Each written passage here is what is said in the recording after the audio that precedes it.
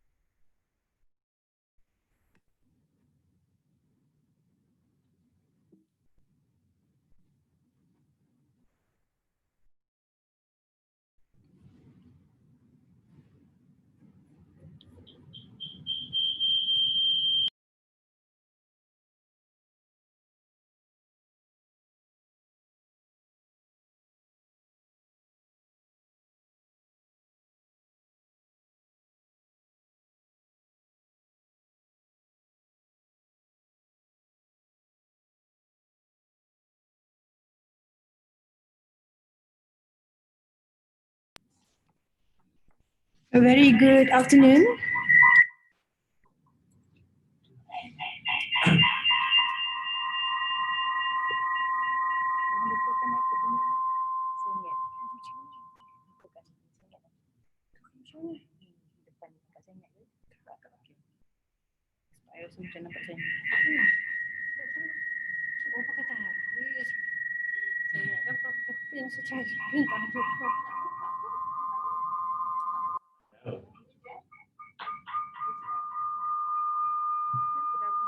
Betulkan dia punya ni. Nampak tak design? Oh, tak ke? Tak, depan ni nampak depan dia jatuh tak? Sini depan ni. Kalau kawan macam ni. Ini ke tak?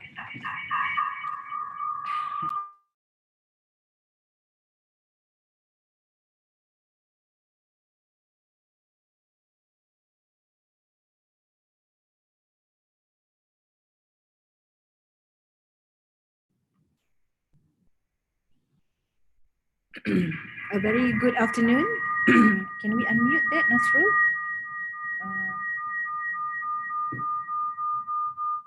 We are going to have our sharing session again for this afternoon. We're going to continue. Can we unmute that one? Unmute that. Tak, bukan speaker computer. Because I think the sound is making a big noise, echoing.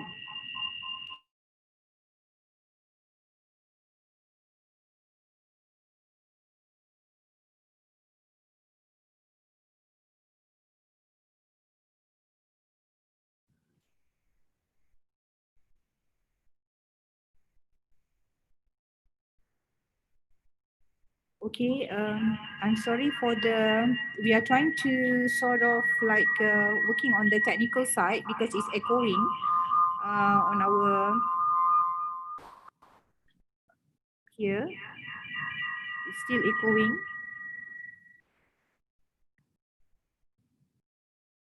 Rafhan and Gyo, can you hear us well? Can I hear a response from the other side?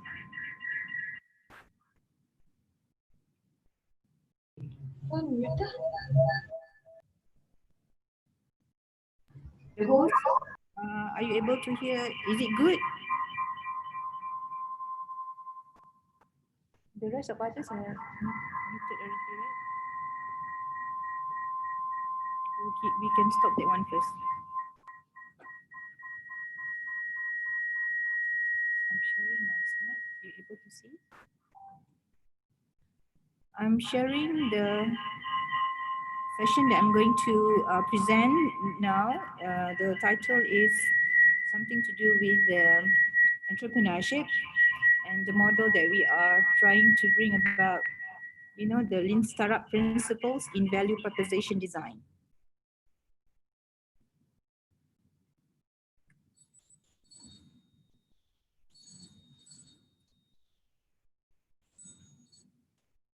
Is it working? Is the presentation working? No? It's not. Can you take a view on my presentation slide? Is it working or not? Are you able to view this? Let us just rectify this again. I'm sharing the screen. Uh,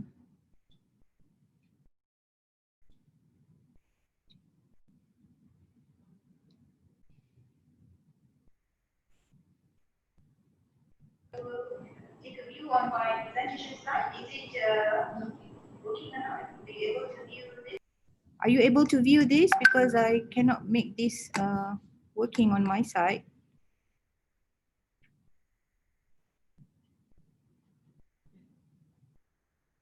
Does this work? All right. I think it works now, right? Okay, welcome back. Sorry for all the technicalities. I think this is a common problem that we just have to face when we do the online, interaction. So for these sessions, I'm going to take my role to present on the idea about what we have been experiencing and doing, and perhaps to look into the more advanced, activities that could link to the startup process. And the title is, again, I just share Lean Startup Principles in Value Proposition Design. So this goes to the structure of my presentations, a little bit about the introduction. And we are going to mingle around with the startup in Malaysia in terms of this COVID-19. The B40 is the bottom 40 startup. We are actually engaging in diverse community program with young people in Malaysia, and try to work along this value proposition design. And the tool that we have been wandering around is to work along the social innovation lab. And there are various integrated tools and processes in the making of the value proposition. And we're going to share how it works and finally conclude the presentation. So, okay, to begin with, right, bottom 40 startup actually happen to be like, a number of opportunity that we are working along with the community in the country. So they have been playing a key role in our economy. Yeah, in terms of, this crisis of COVID-19, it appeared to have like giving an impact to their survival, in particular their creation, and challenging, their growth as well. So we have been like looking at all the possible angle to look on the business opportunity. And during the COVID-19, it appeared to be that registration of business have been dropping significantly in recent months. And there are also another scenario on a missing generation of new firms, which has implications on the economic outcomes and notably employment. Yeah, so in this process of like exchanging our ideas, my presentation today will argue that startup issues can be mitigated by taking steps to support existing startup and the creation of the new firm. So in this process, we also take a look on the challenge on the side of the policymaker, to the extent how long could they tackle these short-term challenges, initial support, something like to do with short-term liquidity and availability of funding. Now, 40% of these startups are actually creating jobs in our local scenario. And they appear to be like contributing to the private sector jobs, similarly to about 70% of small businesses. And when we look into the aspect of social innovation, we notice that startup have little experience when navigating with all the red tape, and usually not much of the cash cushion are available to tide them through lockdowns, and have not built up the business debt to sustain in this outbreak. So in this nature of experience, one of the potential risks that is affecting them is actually they are weaken the economy. So particularly there are a lot of activity that could put them in the position of at risk. And then if they are not equipped with all those tools and guidance, they would also getting themselves poor in the economic. So one of these interesting figure that I could share in March this year, the Malaysia Youth Co-Lab a project that has been coordinated and co-led by the United Nations Development Programme and City Foundation, which had run a survey among 410 startups in the country and all the region across 18 other member country of Asia Pacific. 9 out of 10 reported that COVID-19 had negatively affected their business. And then only 9.5% appeared to be reported that their business had received a tax break and then loan, grant, subsidy, and other form of support. So in Malaysia, we have also been like mitigating all these, startup issues and the COVID-19 outbreak and the resulting of, the Malaysian movement control order have caused number of businesses and even small and medium business enterprises to suffer from losses and also cash flow issues. Here, one of these interesting aspect that the government has been put is actually to offer a lot of initiative and SME funding guide, and then it could help to financially support all these nature of business. So the survey that have been done by this Recommend Malaysia revealed that 68.9 of our SME experience over 50% fall in business within 1 week. That happened after the women control order started. And 80% of SME cited that sales and cash flow as the main area affected by COVID-19. And another figure that had been shared by the Age Market stated that SME expected no cash inflow for at least 3 months due to the MCO. In order to protect the economy and mitigate the impact of this COVID-19, Malaysia has made up this amount, approximately about 10 billion stimulus packages for SME, and this was unveiled sometime in April by our Prime Minister. And additionally, we have approximately about 250 billion Prihatin Rakyat economic stimulus package, the move that has been like designated to support the Malaysian businesses. However, when we talk a lot about all these availability of funding, we lack to discuss about the potential of startup to get the funding available for them. And what more if the startup come from the B40 background. So post COVID-19 and MCO bring a lot of other issues that has influence on the process of making the participation of the B startup into economy a hindrance. So for young social entrepreneurs, for example, if they are involved in social mission, the temporary measures actually put in place is actually have given a lot of limitations in terms of their access to information and in particular to the financial instrument. While we see another aspect of interest is to look on the inequalities in attention towards their needs. So that has imposed and increases risk and cost of doing business. So as early as the young startup has been given a good exposure, they should be treated as investment and the next generation of investors and also job creators. So these are actually form part of the issues that my presentation would like to explore and share. And the dilemma is that all of these have given a lot in terms of the fundamental reality that we need to address. Today 2020 is here. Those back then we have been like Malaysia visioning about 2020. Now a reality requires a fundamental rethink of how resources are allocated and to achieve scalable and sustainable impact in moving up this entrepreneurship opportunity for the young people.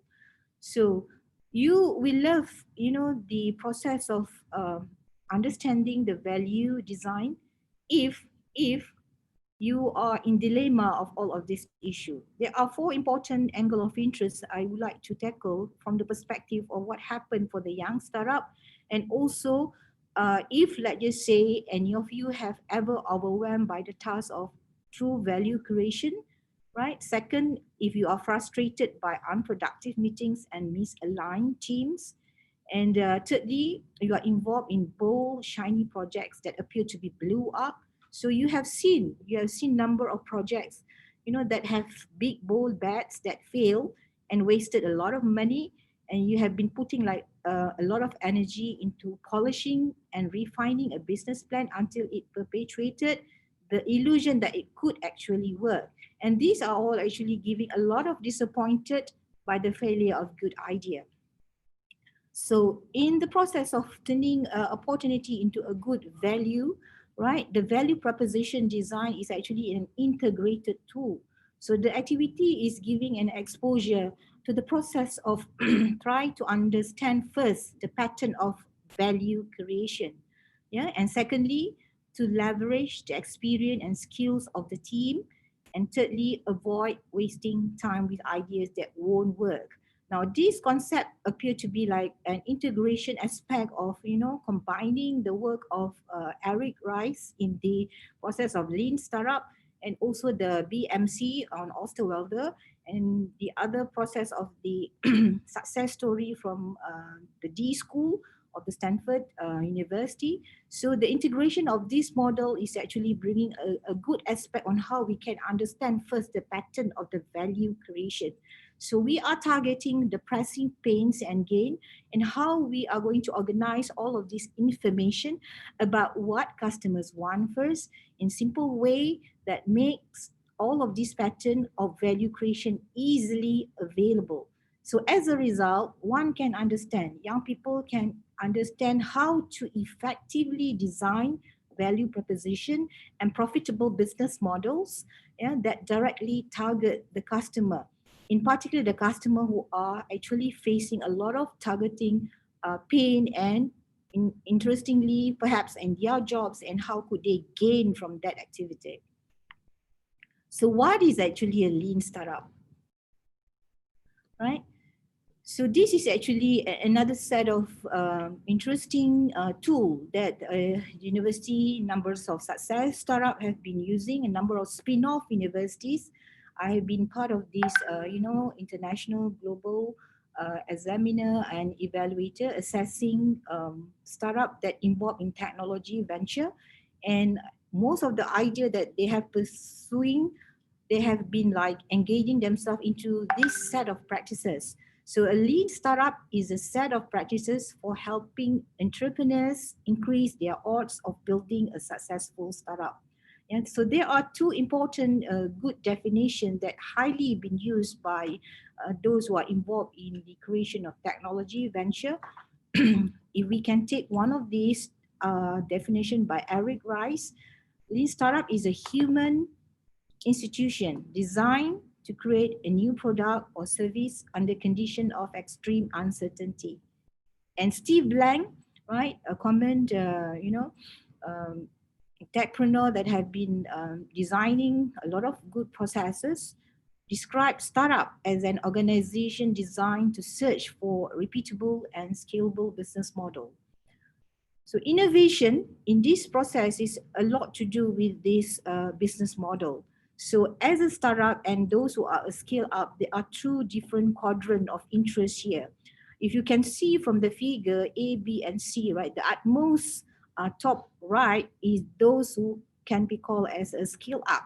Yeah, they are more towards market validated business model, and usually they form part of this activity that appear to have a high growth ambition and have a good scalable business model. So in reverse, right, in contra, a startup is just a normal, right, is a small businesses with an unvalidated business model. So the entrepreneur journey in our process of turning all of this opportunity into a champion, we have to get our understanding clear about how could we inspire, right? How could we learn, and what are the process of executing an idea alone or with others, which involve the founder. And finally, once you have all of these pain and gain ready, you are forming an entity called startup where you are seeking a scalable business model. Yeah. And seeking the maximum success of your core mission is actually what can we coin as a scale up. And finally, you are recognized to be among the leading organization which can be called as a champion. So the process of entrepreneur journey is actually a good understanding that we can explore so as to make sure that young people understand those processes so they can, put their ambition, put forth clearly in the process of them turning the opportunity into a reality. So why be the lean entrepreneur? And this is actually the engagement that we would always like to work along with this process of understanding social innovation, because when we deal with the bottom 40 startup, these are all young people in Malaysia with under the important criteria that we have set in our process of identifying opportunity for them. So they are all the young people ages between 15 to 30 years old, and in particular they come from low income family background, and they reside in the either urban poor or rural area, and their family income background is appear to be less than 4,000 ringgit Malaysia. So the process of social innovation is actually giving an equality and try to explore their pressing points so that we are able to give them opportunity to participate in the economy via process of restarting up a business. So in this momentum, we call that as a new wave of entrepreneurship using new method of disruptive innovation. So as Malaysia developed to continue making it ways into both a vibrant economy and a diverse community, right? We have to make sure that the social dynamics within what actually the country have appear to be like the rest of other country in the world, we are becoming more complex, right? So we have to look at a good example of real world, and we need to share this and how entrepreneurs are creating new markets and disrupting others. So in particular, exploration on how creating value is then generated. So when we talk about generating value, our angle of interest is actually putting a desire to innovate, right? So to innovate what? To making sure that we are giving a full force energy on equality to address the world pressing problem, and at the same time we try to mold their capacity, their competency towards getting themselves involved in a lot of interventions and activities that could enhance their social engagement, and from there we are able possibly to coming up with new product and services, and by that use or either existing good or services in new manners, and we reframe that normative terms of reference to redefine that social problem and suggest new solutions. So these actually form part of the good definition for social innovation that happen in our country.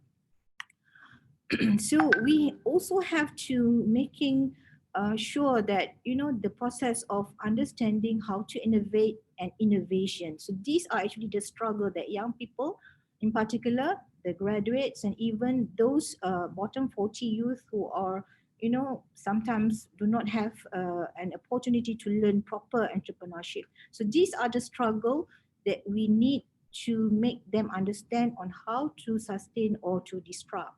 Yeah. So sustaining innovation and disrupting innovation appear to be like two different category of definition. Yeah. Sustaining innovation could seek that the problem appear to be well understood. But when we talk about disrupting, it could appear to be like the problem is not well understood.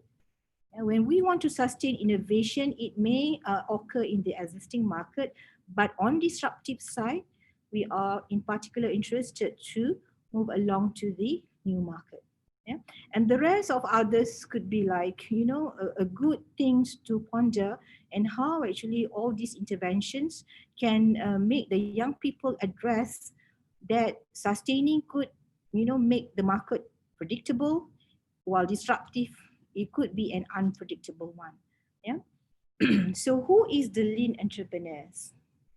So in this category, what is actually of interest to us is not only looking on the perspective of our young people alone, what more a graduate at universities, right? So if you are out there listening to my presentation now, if you are a scalable startup founders, this is actually a good opportunity for you to build the next big thing.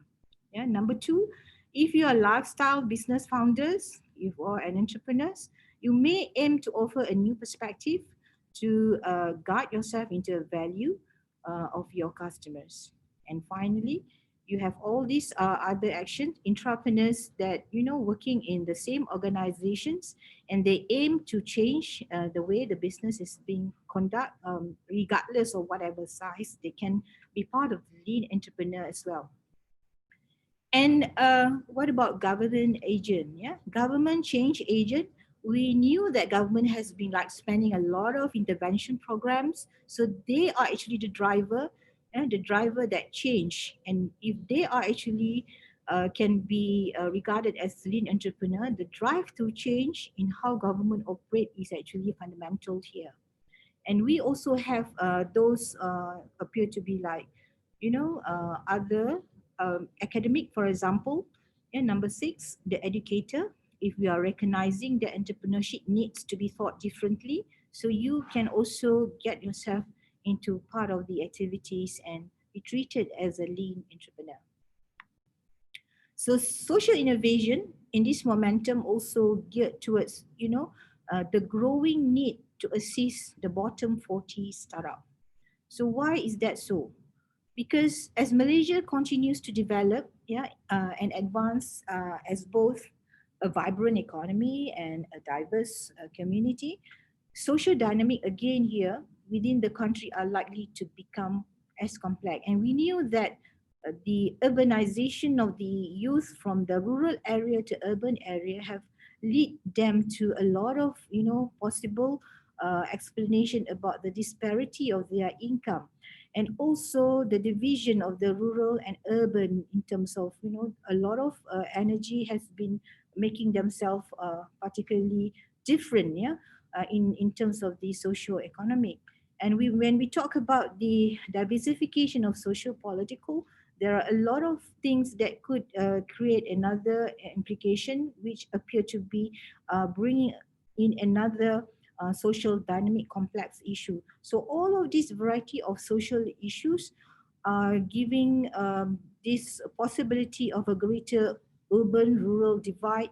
And also, while all of this common growing pain, right, we are facing, we are actually creating an increasingly complex set of the social dynamics, which of course in turn raise a variety of social issues.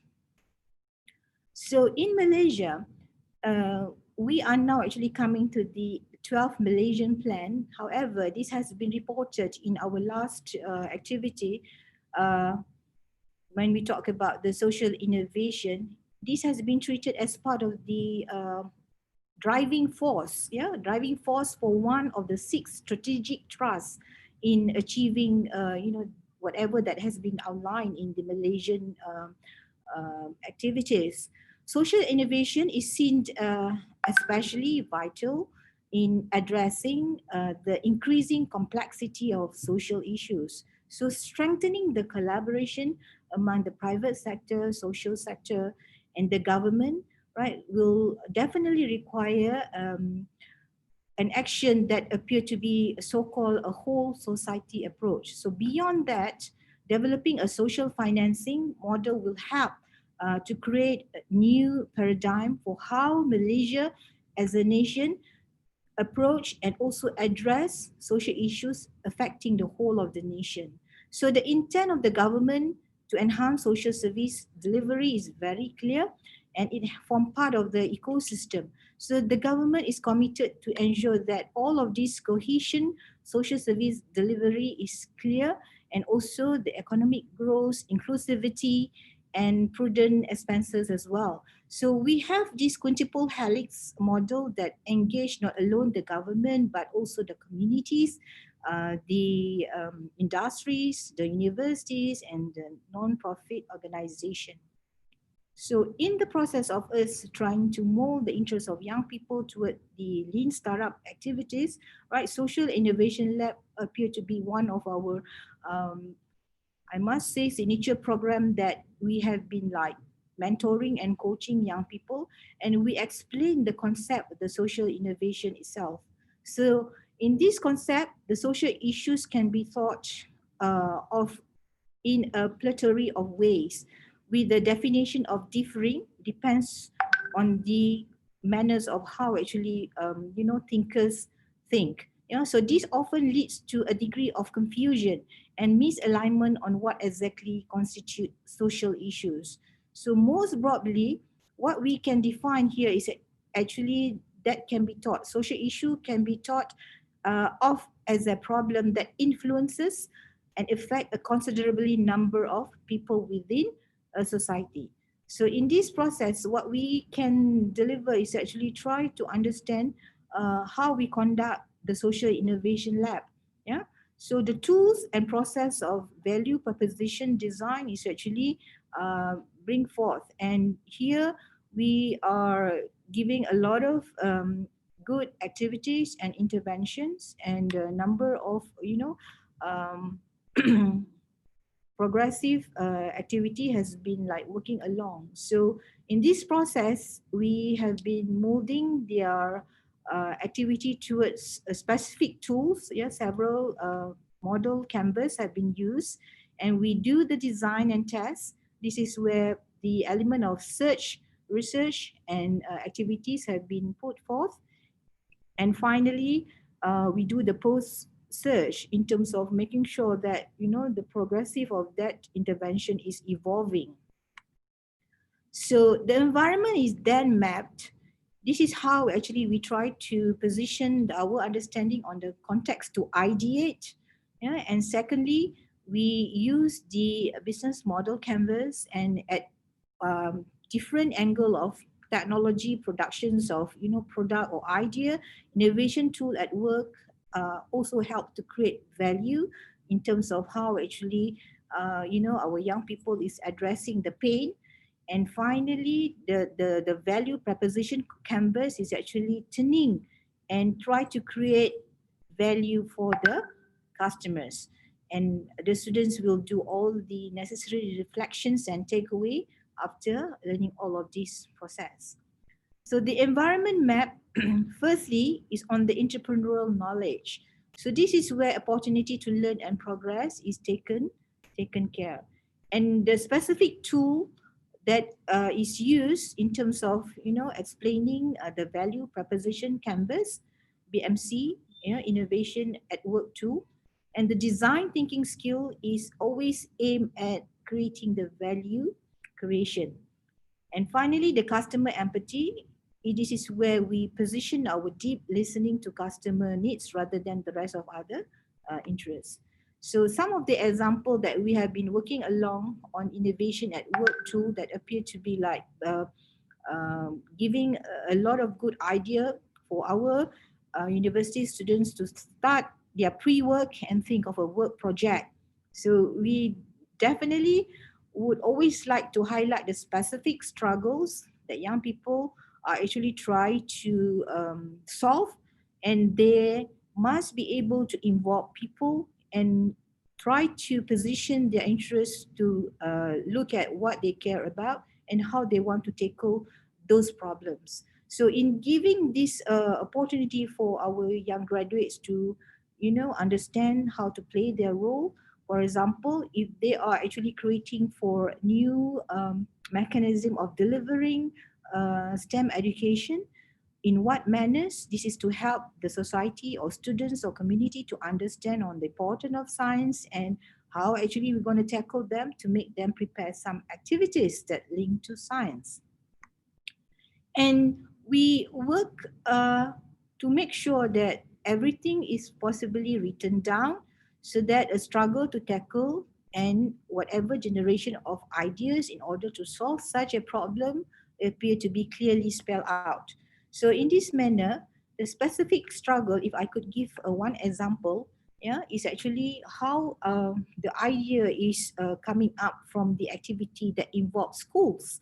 So specific schools, students, they have to define the setting and which school and what actually the student can help to tackle. Yeah, so idea to tackle and struggle are already uh, positioning how actually they are trying to tackle the pain. And after exploring the ideas, they have to like mingle around with their team members and make sure that they are able to really offer a good solution.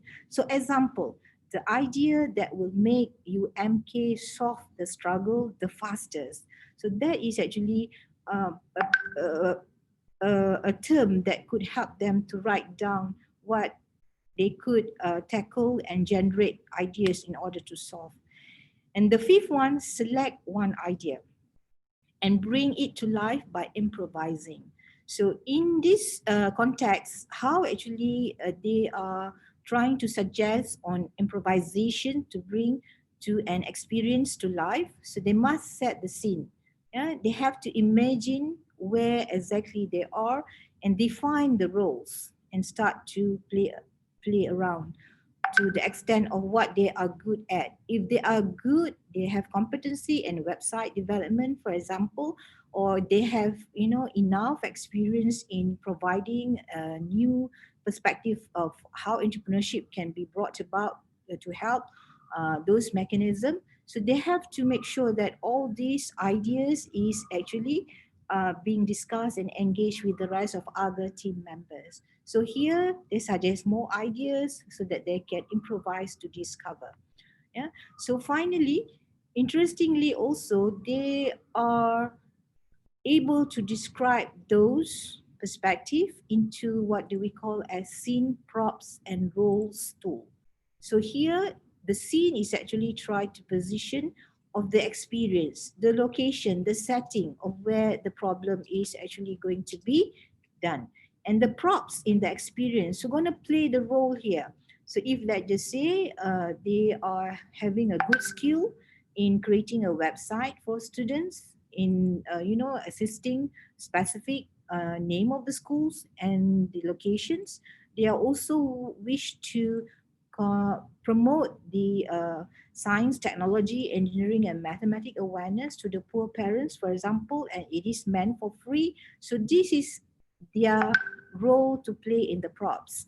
Yeah, and how actually the roles involve in experience. So in this process, the group has to become a website trainer and assist to create opportunity to the poor around the poor villages. So all these stand-ins for how they are going to create the experience, they have to write it down and make themselves really involved in that intervention. So finally, they can test their concept. So to test their concept is actually able to give them a good exposure on how they can really explain the way they can ease all those pain and bring a new gain and experience the mechanism of engagement about socially involved in that process.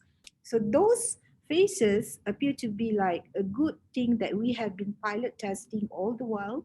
And from the ideas, prototyping, implementation, and scaling, this is where the activities have bring along about understanding to build, all the 9 elements of business model canvas to work along with the interaction of social activities. So you can see now this business model canvas have a two shaded color. So those in blue is actually explaining anything that could give a value in terms of the commercial side, while at the same time the pink shaded text here are all explaining the social impact. Yeah? So the things that the business are doing had always been engaged or associated with the social values. So numbers of interventions have been conducted since 2014, and some amount of 1,285 young people. This is actually comprised of the graduates, unemployed graduates, and also those youth who appear to be come from the bottom 40 family and they live in the marginalized communities. Yeah, so the intervention has give a lot of good exposure that we take up into a deeper, engagement with 43 schools, which involve the upper primary and lower secondary. And here, some 83 graduates have been like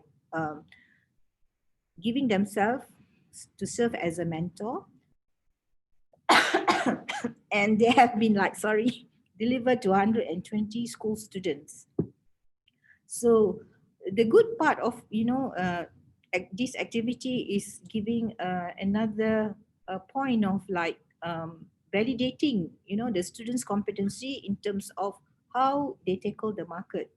So tests of market validation appear to be like successful. They have done it good, and they have been like explaining the process of learning by doing, so that the practical side of the entrepreneurial is built in them, and they experience all this creative and the creation process.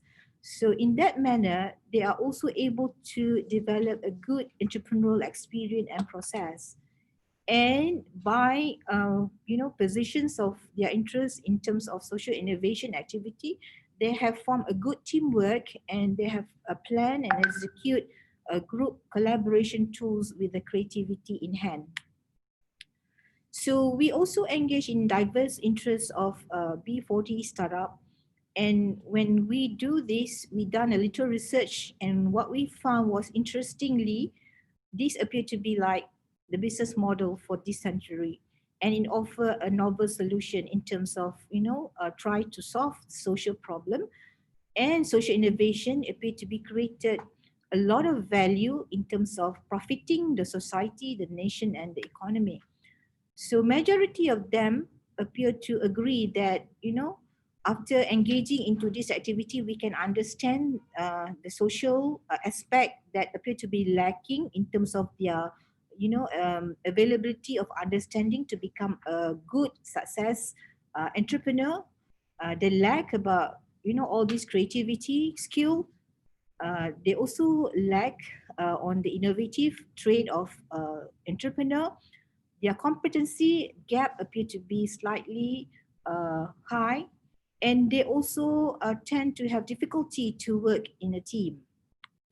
And constraint number two, when we did this, we also found that more than 70% claim that young people never attend entrepreneurial training before, and even uh, more than the 90% of them claim they don't have the opportunity to participate in various organized programs.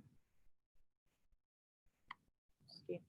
And then a lot of relevant opportunity for startup in times of crisis, have claimed that more than 50% of them have ideas, and they have intentions to open a business. Now, we have questions, I think, along the way. Right. What do you see as the most common reasons that large company give for why they don't apply lean? What do you see as the most common reasons that large company give why they don't apply lean? Okay, I will answer that, right? Towards end of my presentation. I think it wasn't that much, just to complete a little bit more about the lean startup and why actually large organization did not do that. All right. Now, another important challenges that we have to possibly look is on the ecosystem. Yeah. So this is the thing that maybe can give us a room to consider about the opportunity to learn in depth a lot about the nature of ecosystem that appear to be important to address the needs of the startup and entrepreneurship. Yeah. So things about managing a startup, yeah, a company, a new business appear to be like a need for these people. And post COVID-19, a lot of them require a lot of support in terms of access to finance, in terms of coaching and mentoring, creation to action program, and also the mentor and mentee. And social innovation and entrepreneurship appear to be like, from our engagement activities, offer a new sector of employment. And they claim that, they will select anything that got to do with the creation of new opportunities as what we call a new entrepreneurship as a new sector of employment. So a quick overview on my sharing startup as a career. Yeah, so these are actually some of the opportunity that young people have coming up with within the context of our faculty.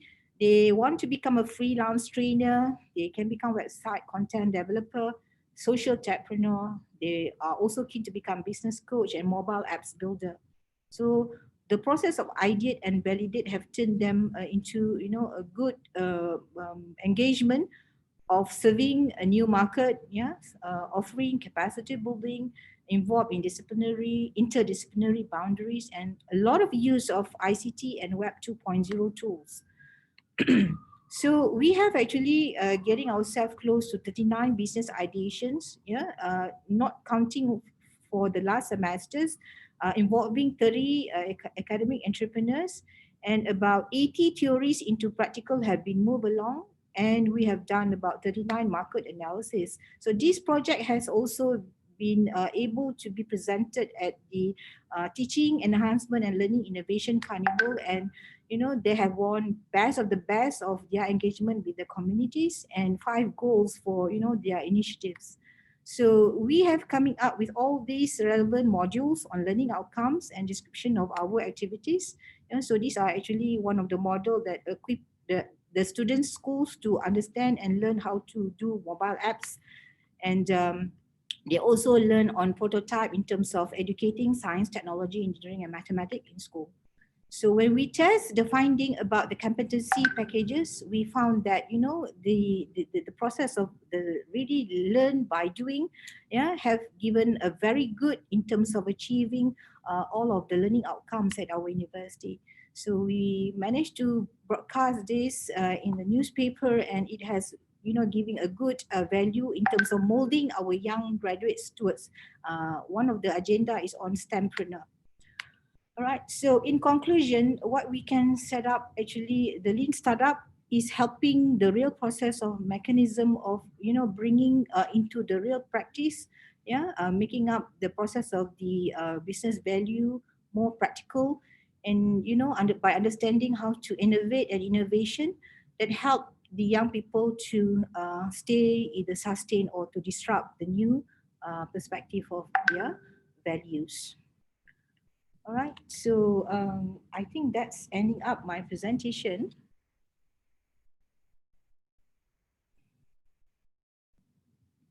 We have like, how many?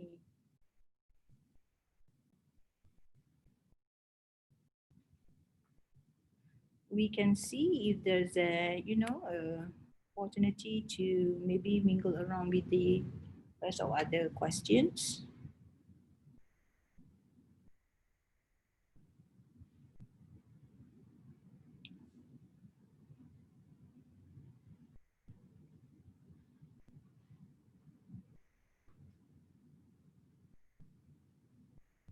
I tak nampak.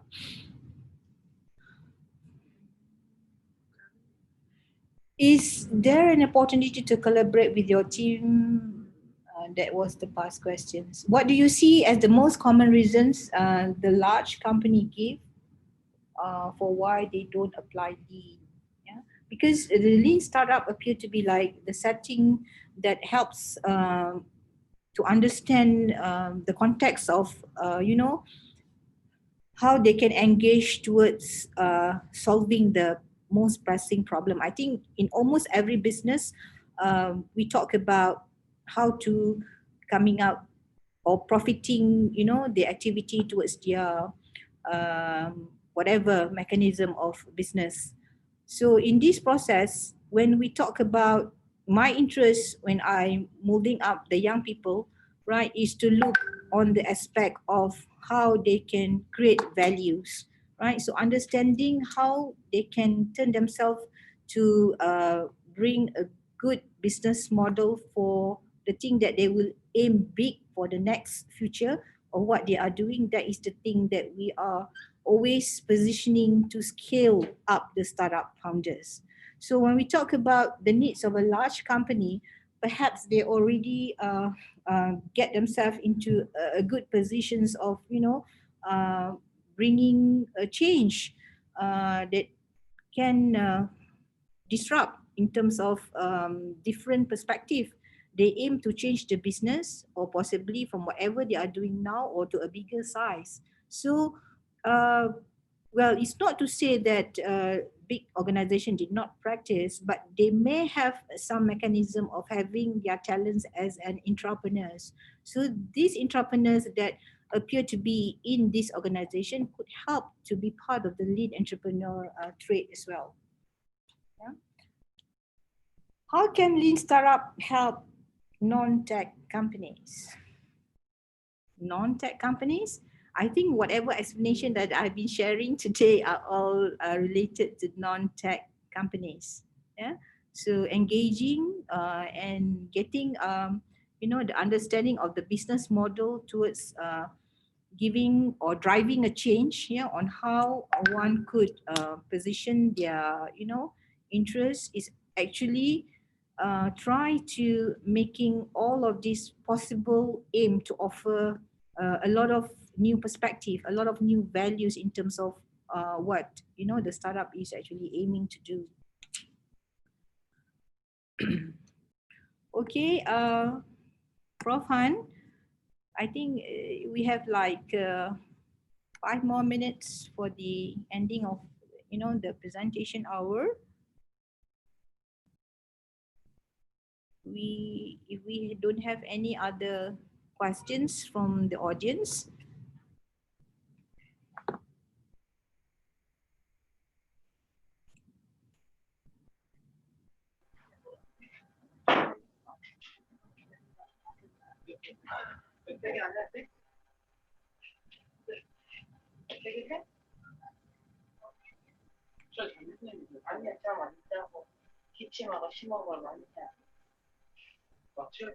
We have until what time?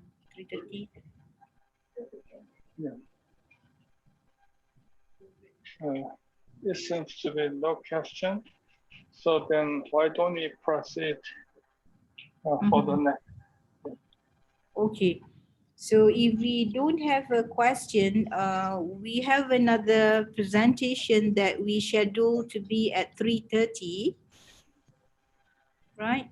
So Yes. Would you like to have a break in a little while?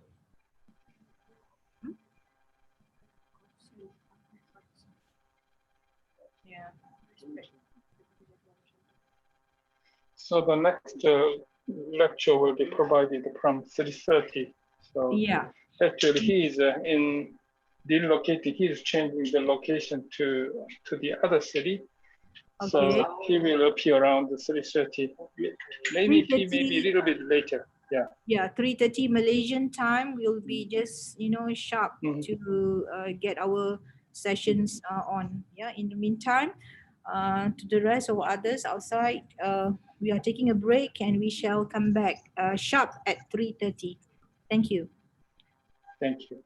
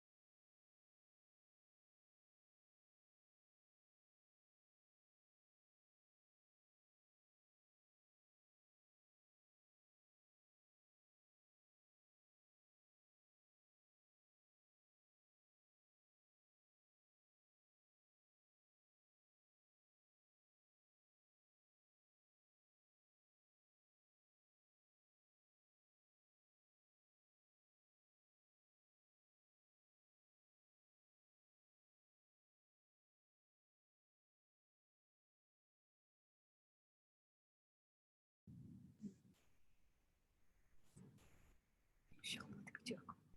Oh, dia kena kiri diri belakang.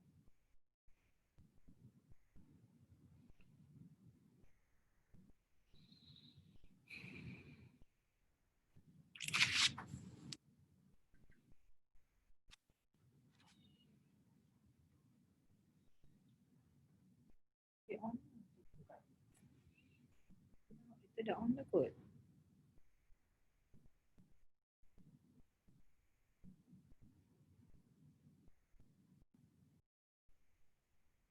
Tekan video. Di sini ada orang.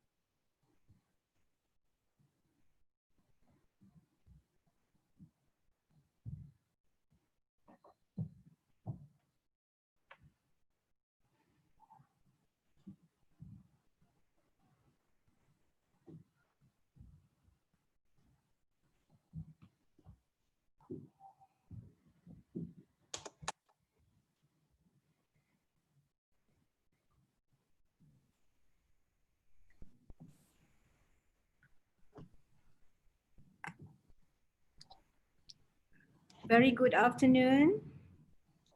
Prof. Changgil, can you hear me? Yeah, I'm good. How are you? I'm fine. It's good to see you again. Good to see you again. Yeah, now we have come to our, I must say, third session, right? It's already 3:30, and this session will last approximately about 1.5 hours. So we're gonna have until 5 o'clock with the hope that a lot of engagement and questions from audience. Now I would like to introduce first and foremost again Prof. Chamgil Hong.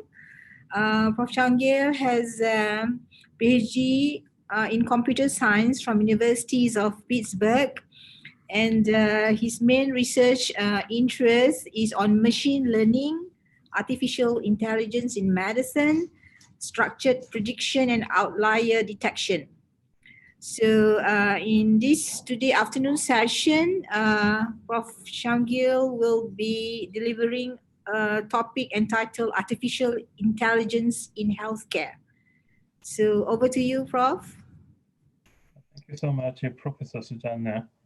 Welcome. So, nice to meet you all. So I'm Chamgil Hong, and I'm going to give my talk on artificial intelligence in healthcare. So,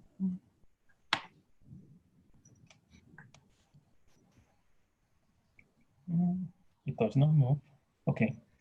So this is my name again, Chamgil Hong, written in Korean as well. So this is my family name. Oh.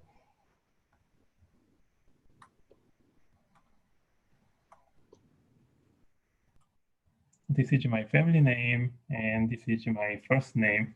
Actually, the order of first name and last name is different in Korea. So this is my last name and first name. I'm quite new rookie professor in Handong Global University. So I joined Handong 2019, and this is actually my second year and third semester in Handong. before I joined joined Handong, I was a postdoc associate at Pittsburgh University, and also before I did my postdoc, I did my PhD degree in computer science at the University of Pittsburgh. My research interest is like Dr. Susanna mentioned, where I'm interested in machine learning, especially in specialized area called structured prediction and outlier detection. And I'm also interested in artificial intelligence in healthcare and precision medicine. And I'm also working on lots of data science applications, especially in manufacturing, materials and finance domain, etc.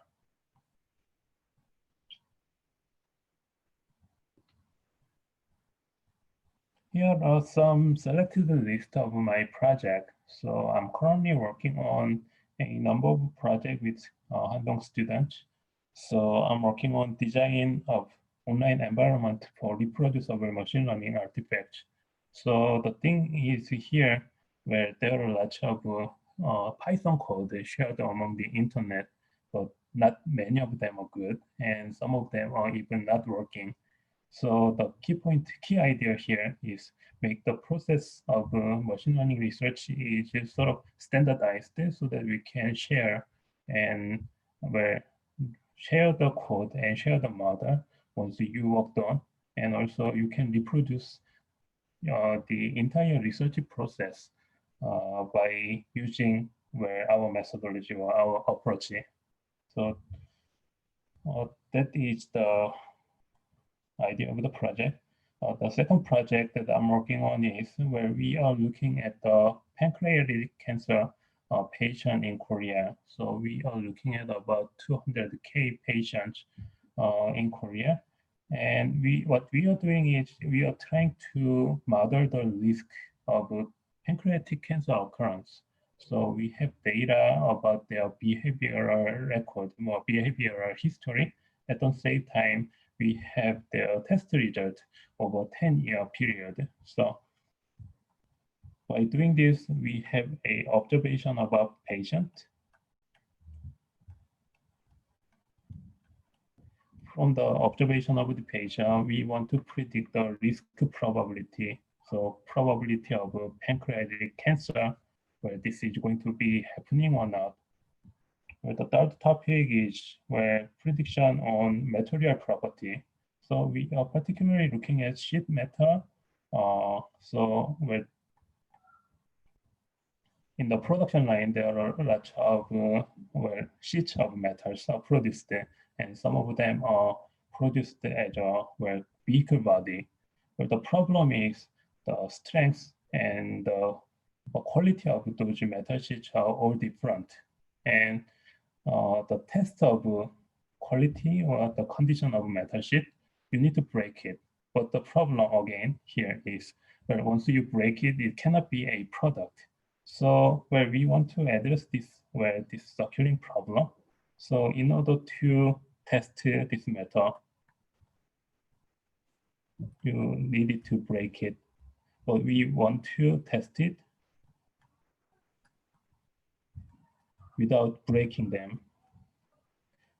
The idea here is using some kind of electrical signal from the metal sheet. So we are inducing some kind of currency to the material, and based on the reaction from the sheet material, we are trying to predict the property of the material. So if the material itself is strong enough to be the body of a vehicle. So this is another project that I'm working on. And the first one is where we are working for the Fiji island. So where in Fiji, they don't have nuclear power plant or gas turbine or something like that. Because of that, they don't have enough electricity. One good alternate solution is using solar power generation. The issue is where before you want to install all those solar power generation stuff, you want to be able to estimate how much power you will generate. So in order to do that, we took a data-driven approach so that you can collect the where you want to collect the well, basically the amount of sunshine over the year, and based on the data about the sunshine or solar activity, you want to predict the maximum power maximum power that you can generate in certain area. So we developed a unified interface that works with Google Maps. So basically, what you need to do is where you just type in a address in PG Island, then you can find certain building or certain area, and based on the data that we collect, you can display the amount of sunshine over the year, at the same time the power, expected power amount that you can generate if you install some kind of solar panel on that area. So this is what I am currently working on. And before I joined Handong, I was also a part of a member of University of Pittsburgh machine learning group. And what we did there is we wanted to apply the machine learning technique to improve the medical service quality improvement. So one of the projects that we did is NIH outlier monitoring and alerting, in short, NOMA. So in this project, we were monitoring about 150 ICU patients.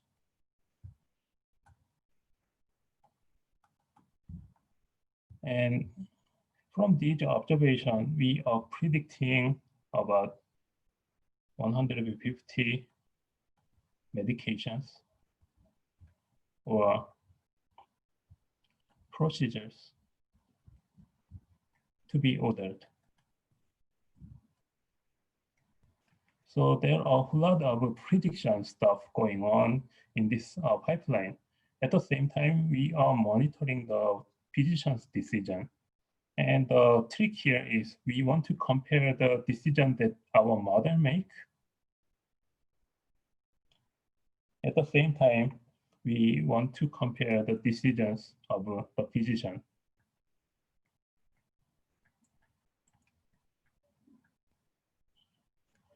And at the end of the day, we compare these two. So you compare the machine decision and physician decision. And if they are different from each other, then it is a good signal to raise an alert that ask doctors or ask physicians, where look at here, you may want to see this guy again, and you may want to reconsider your decision, something like that. So we set up some kind of pipeline using machine learning techniques for this project. Where the other project over here, where that is a high density intensive care project, where that is basically data, data extraction and application of machine learning. So where basically we did the same thing, similar to what I just mentioned. So we built a prediction model that can predict the medication order within next time window, something like that. And we applied the same idea to compare the machine decision and physician decision, where you may understand this project. Oh, sorry. You may understand this project as a preliminary study of the first one.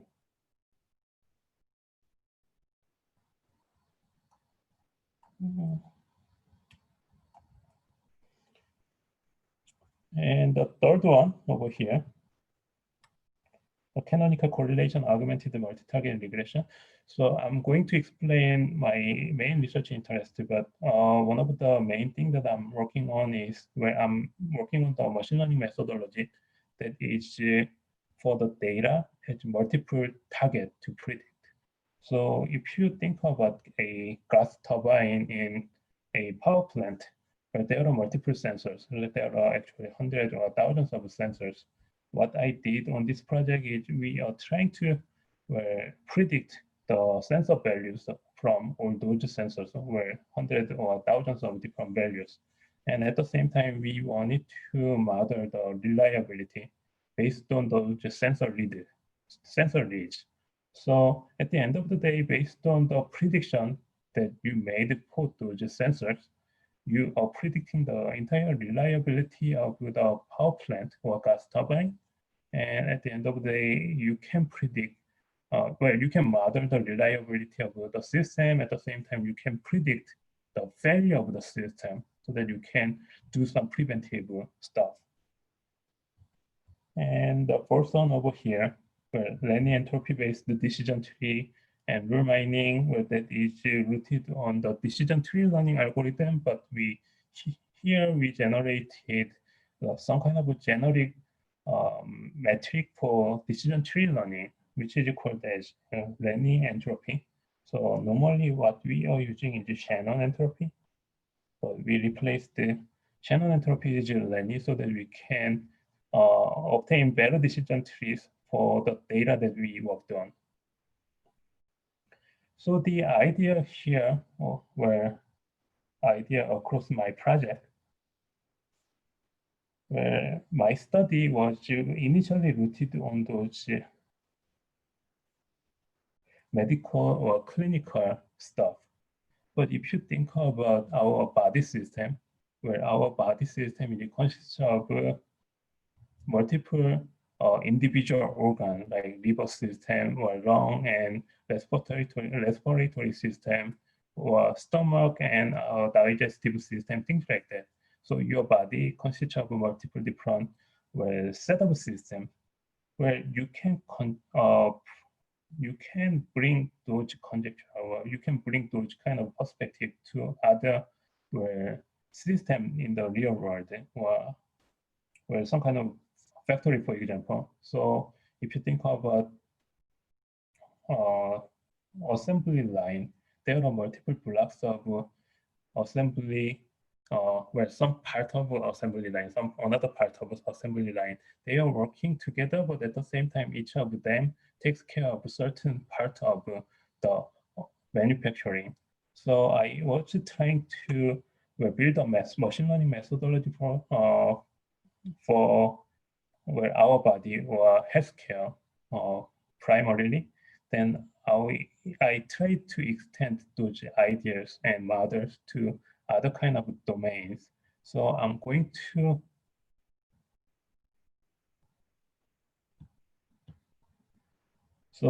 that is a brief introduction of my project, and somehow the page does not move well. So okay, so this is my agenda for my talk. So I will first give you some kind of background knowledge of, to discuss more on healthcare stuff. And in the second bullet, I'm going to present AI-based healthcare technology and services. So this is about the current trend.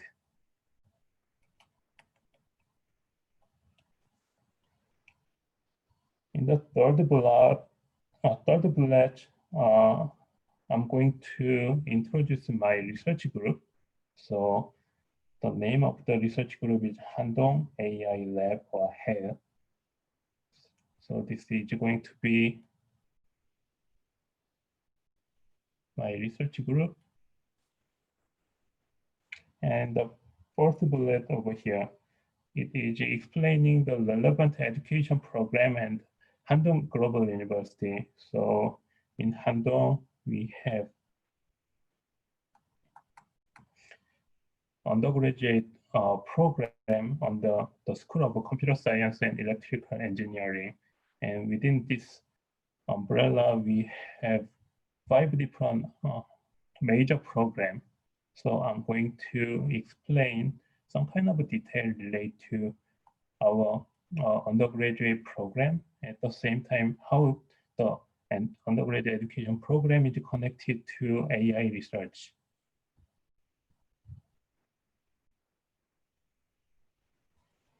And then I'm going to conclude my talk with some kind of a closing summary. So let's get started. So everybody knows artificial intelligence these days. So basically the idea of AI is algorithmic methods and their application to understand, analyze, and predict life phenomena that are captured in data. So things should be represented in the form of data. So data is basically a collection of information from the observation in a storable format. So it can be a table, spreadsheet, text, image, waveform, or etc. And given that, Ray Kurzweil has defined that AI is science and engineering. So we want to make something that is running. And again, the product is making intelligence machines, especially intelligent computer program. So many things were sort of uh, where often cases the computer programs are the end product of this activity. So this diagram is showing where sort of different subfields in artificial intelligence, where this is not complete view, but it shows many subtopics in AI. So basically, machine learning, this is what I am working on mostly. And in this morning, Dr. Choi, he explained his work on natural language processing. And on Wednesday, actually on Tuesday, Dr. Lee is explaining his work on robotics as well. So we have multiple faculty members working on each individual subfield of AI.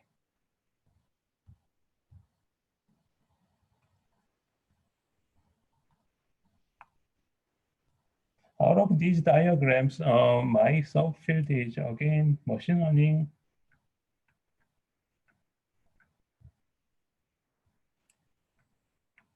and predictive data analysis,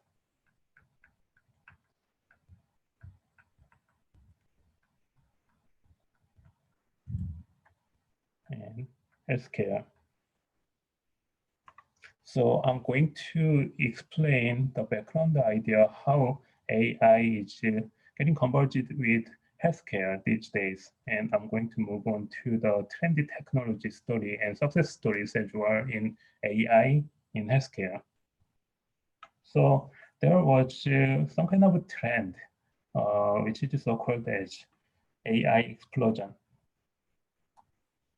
So AI explosion means there's some kind of a boom in AI research and development that has happened in early 2010, and that is uh, ongoing until now. But there were multiple AI explosion in the history. One is early 1960, the other is around 1980, where among these two explosions were not nothing, but no, where there was some where tangible product each after each boom, but where after these two explosions, where things were sort of collapsed, and there has been so-called AI winter.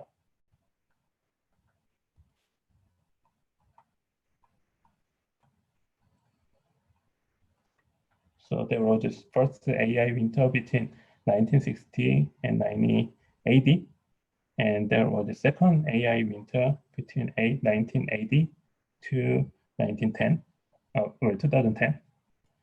But while we are experiencing these two boom and two winters, there were some big changes. It can be summarized as where these three bullets. One is maturity in computational and statistical methodologies. So while we are spending leftover years where there are big mature or big development in computational methodology, and also we have increased the computational resources. So normally we have used the GPUs, but around 2010, people moved on to this new type of hardware, which is called general purpose graphical processing unit. And the third bullet, improvement in data storage and data processing technology. So these were about 10 years ago, where it is very hard to see even 1 terabyte hard disk drive.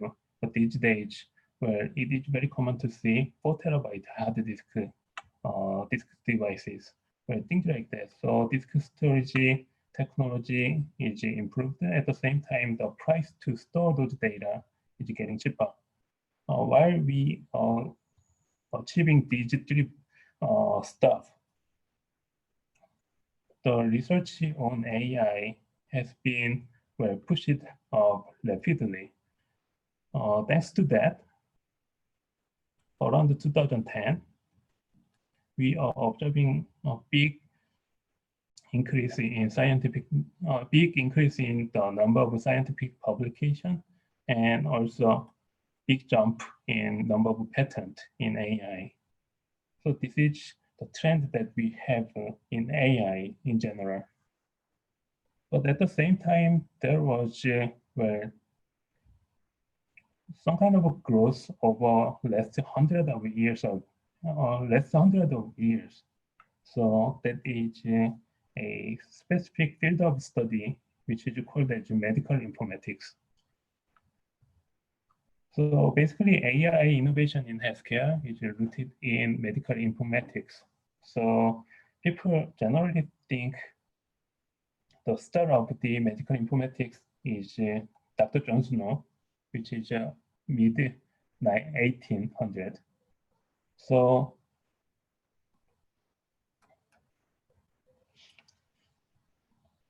there was some kind of disease called as cholera, was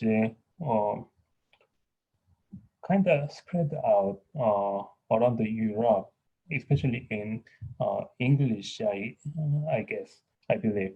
So people were suffered from this kind of transmitted disease, and people did not really know the source of this disease. People even think, well, this is some kind of curse of God. So they prayed a lot without taking any medication, without seeing any physician. So people did not have correct knowledge about this disease at the time. But this guy, Dr. John Snow, he came and he tried to think geometrically. So what he did is a sort of different approach. He tried to bring a map of the town, and he tried to mark the household where the cholera patient has been arrested, or something like this.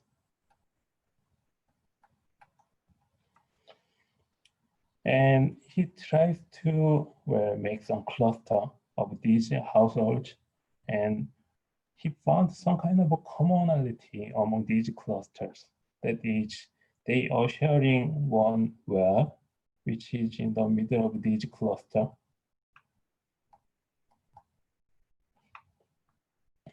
So it turned out cholera is spread out using water, and since the cholera virus was in this well, the towners they got infected and suffered by this disease. So he found out the origin and the pathology of cholera. So this is just some kind of episode that was just saw at the beginning of medical informatics. And about half a century later, in Mayo Clinic, Dr. Henry Plummer, he created some kind of medical cabinet. So no one has done this systematically way, but he was the first one who tries to build a central housed folders, and each folder has a unique ID number representing a patient.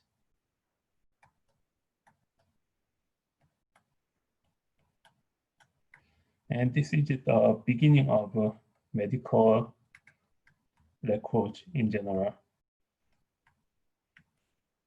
So each patient in Mayo Clinic, they have a file. When they see a doctor, when they visit the hospital, well, the first thing they need to do is pull out the folder and look up the history that the patient has been. And based on the medical history, the medical decision and also treatment can be changed. So this is the beginning of medical records. And of course, things get digitalized. So nowadays, people are maintaining all those medical information in the computer system. So even before we have a systematic way to manage those medical information, where people try to come up with some kind of a solution that can address some needs in hospital. So one of the early systems is something called as MUMPS. So MUMPS is basically programming language, which is well, sort of initial idea of object-oriented programming as well.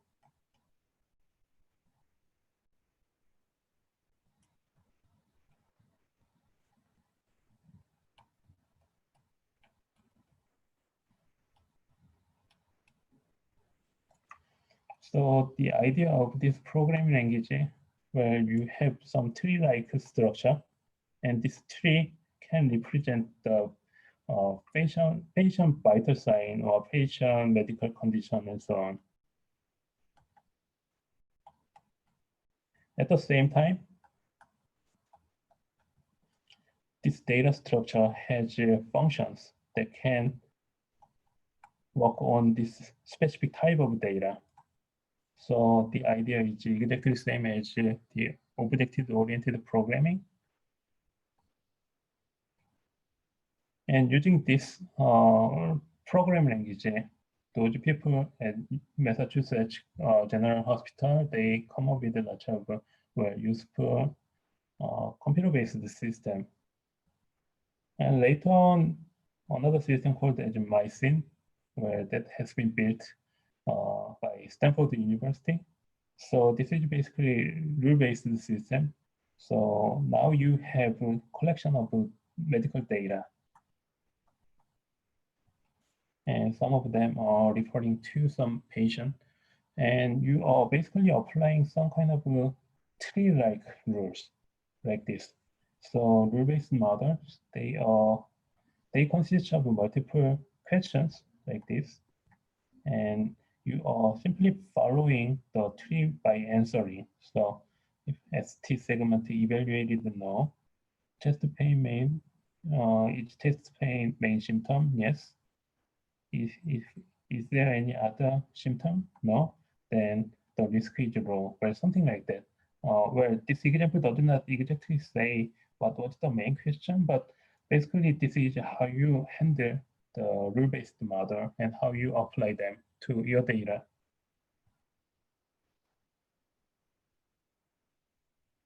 So this compiled lots of success story, early success story between 1990s to 2010. So people applied this kind of rule-based system to diagnose liver disorder, myocardial infarction, breast cancer, and so on. So there are some kind of application that has been successfully applied. But in the meantime, after mid 2000, a new and better was more systematic system that can collect and they can store medical records in the database has came. So electronic medical records or EMR, at the same time, people call this kind of system as EHR or EPR. So this is basically systematic collection of electronically stored patient health information. So simply put, this is a database for hospitals. And basically EMR stores everything that you can collect from hospital. So it has demographic information, medical history, medication information, allergies, immunization status, lab test result, and radiology images, and vital signs, and also billing information. So the amount of data can be the amount and the type of data that you collect using EMR is a lot wider and a lot more compared to the previous era. So this is one screenshot from EMR system. So this is well, basically a captured screen from Sonar, but also this is fake identity. So this is well, okay to be shared. So basically it contains the information about the patient, and also it contains the information of the physicians. And you can also go over the medication records and capture the vital signs and lab information. And also you can look at individual document that the physician left.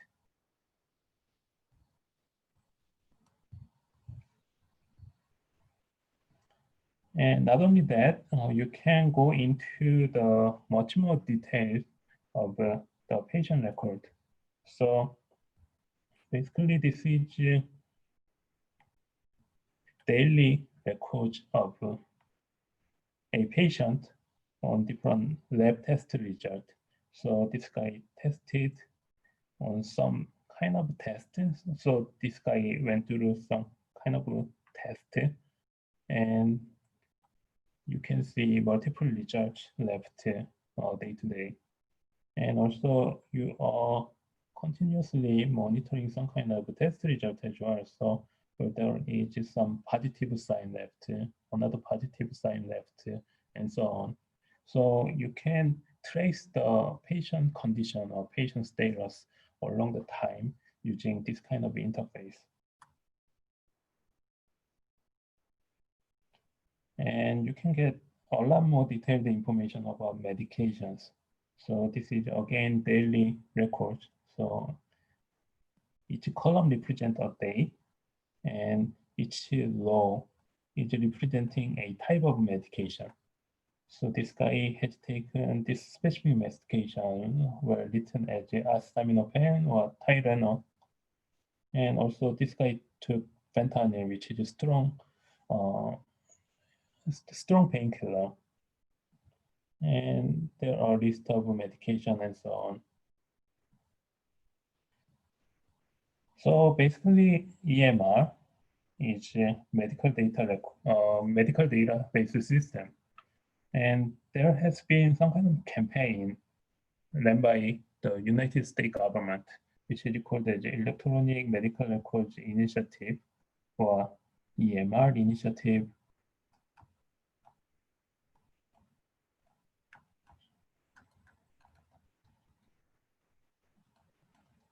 Well, the idea here is, well, if you run this new medical record system in your hospital, the government will support the money to run the system. So basically, the idea is to spread out this kind of a new generation of a medical record system over the hospitals, so that hospitals can share the medical information or medical records. At the same time, well, thanks to this, well, the amount of medical data we collect is increased rapidly, actually exponentially. So this is the number of medical data records, and this is increasing at the log scale. So this is basically exponentially increasing.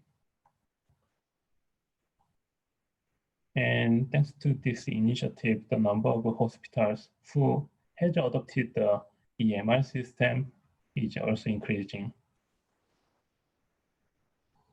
So the number of number of healthcare data is increasing thanks to EHR. And at the same time, AI technique or AI technology is more developed. So we wanted to make some kind of mixture. So this is a sort of trend in the market. So as a result, this slide is basically summarizing the number of the individual entities, commercial entities in this market. So the field of healthcare, so they are increasing over time. And also, this is a funding snapshot. The number of funds that has been invested to this area is increasing as well. So there are lots of opportunities and lots of improvement. So from next slide, I'm going to summarize the AI-based healthcare technologies and services. This again separated into two blocks. One is AI for medical service quality improvement. So this is AI for hospital. And the second bullet is AI for lifelong healthcare. So this is for non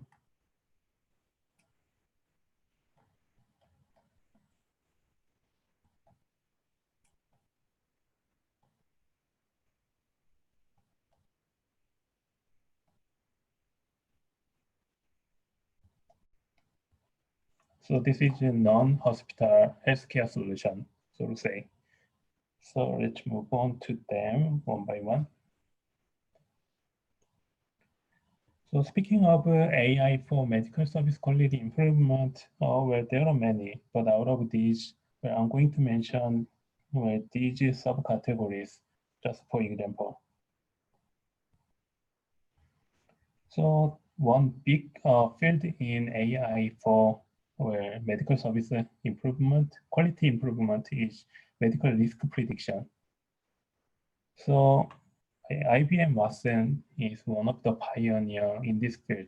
So Watson gets a patient information where based on the patient information and other database records, which is filled with historical medical records, where Watson analyzed the characteristic of this patient and it come up with some kind of treatment plan.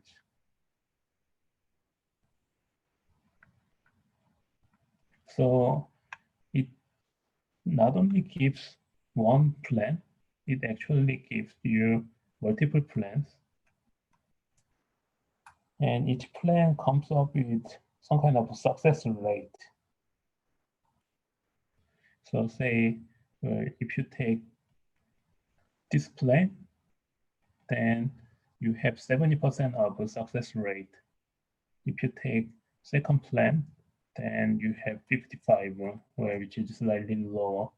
And if you take plan number three, then it's going to be about 40%, something like that. So physicians can look into the details of a plan and they can choose using their knowledge and their preference.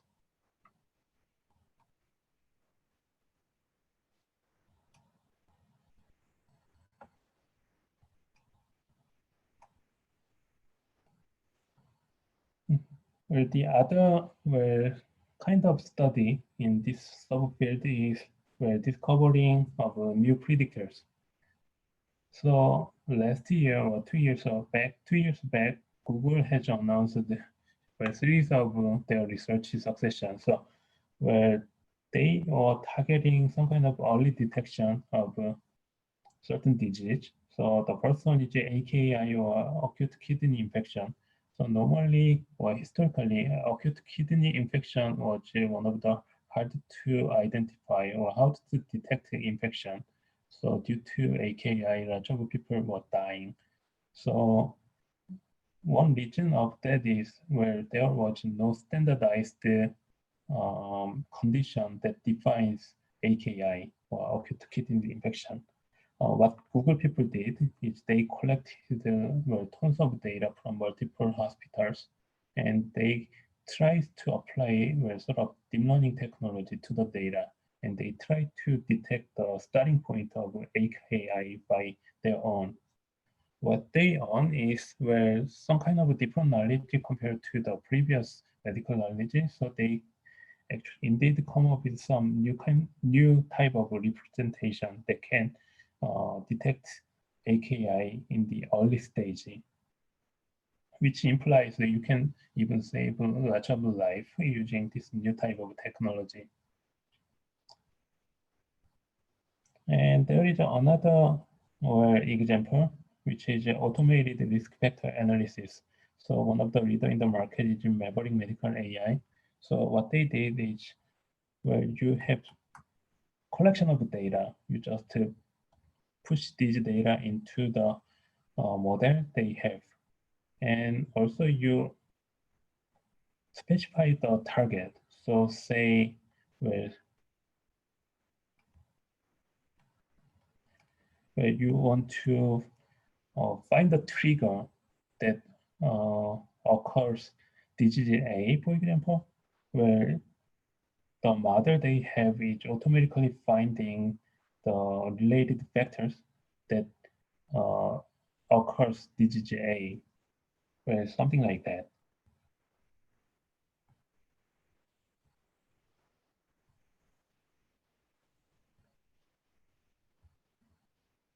Where I just realized there was one question. So Dr. Bahari is asking a question where it can be possible to create fully computerized healthcare advisor monitoring healthcare for public in order to them to get treatment when they are sick. Well, let me say, currently the technology, AI technology in healthcare is we're sort of beginning stage. So the examples that I'm giving you now is where some kind of a success story in each subfield of AI in healthcare. But what we eventually want is one system that combines all those good useful functionality from each sub-modules. So at the end of the day, we will be able to come up with one of such. But at this moment, to my knowledge, we don't have such widget where if you put in all the data, where there is a decision about your health or whatever, where we don't have such a one-stop system yet.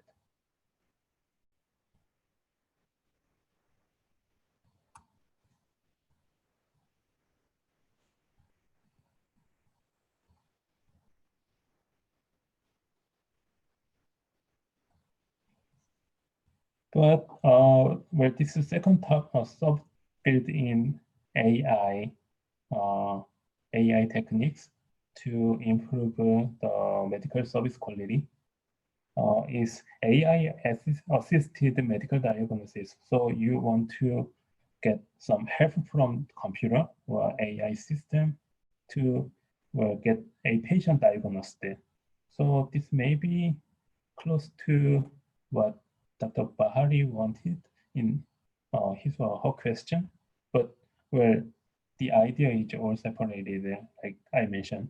So in this case, where I can come up with some kind of system that precisely diagnose and will recommend some kind of treatment, which is similar to IBM Watson. But IBM Watson was aiming to a big system that can handle all the event or all the subtype of event happening in a hospital. But well, in this case, where people are rather trying to come up with some model for a type of problem. So model for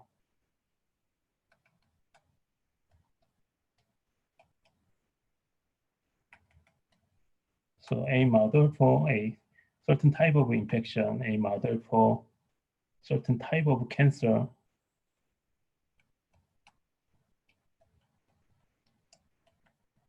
things like that. And also a company called as NetHealth, they are specifically interested in outpatient. So inpatient, they are staying in hospital. So it is very easy to collect data from inpatient.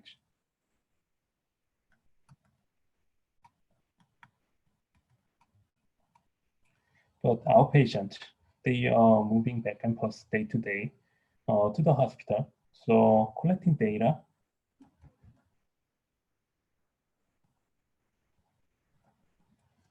in a consistent way or a consistent manner is difficult.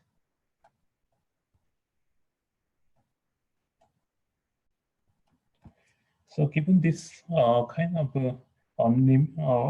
this kind of limited observation, NetHealth is trying to build a decision support model for the outpatient.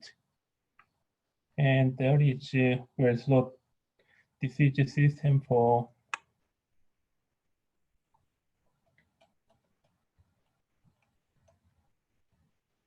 the data with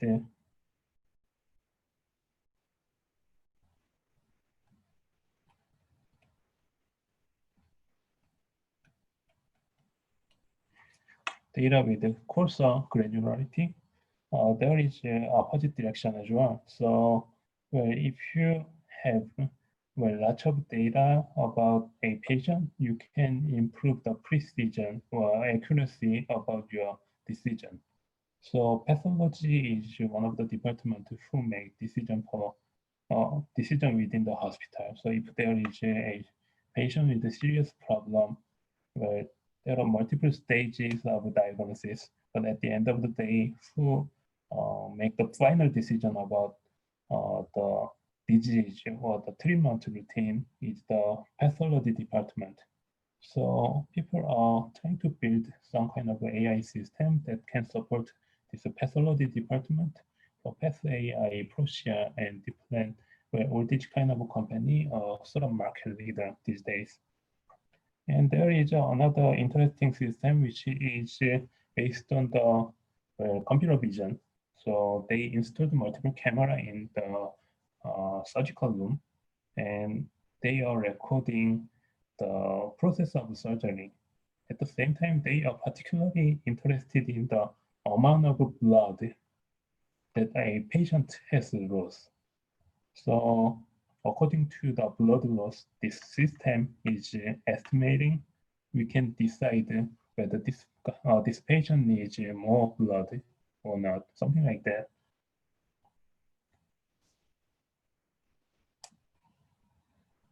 And there are another type of or another class of techniques that is helping to improve the medical service quality. That is medical imaging. So based on the X-ray image about your bone, where people tries to assess the bone age. So based on the bone age, you can decide the different path of treatment. Also, you can analyze the X-ray image or MRI image from mammogram, so that you can determine whether this patient has cancer or not.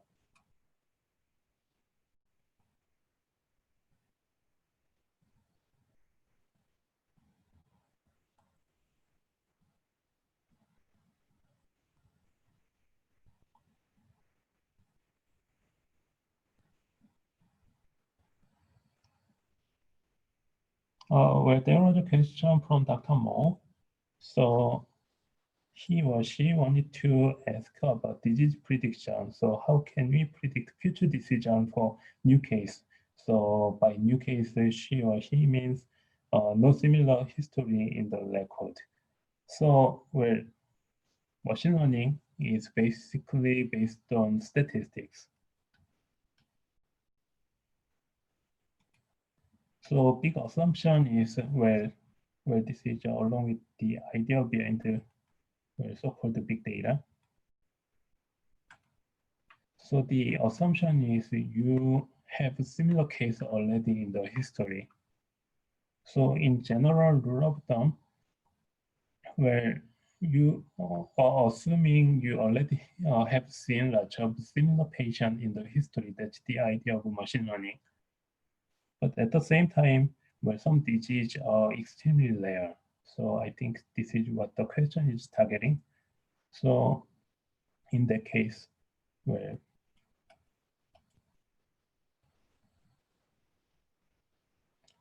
so say Y is the treatment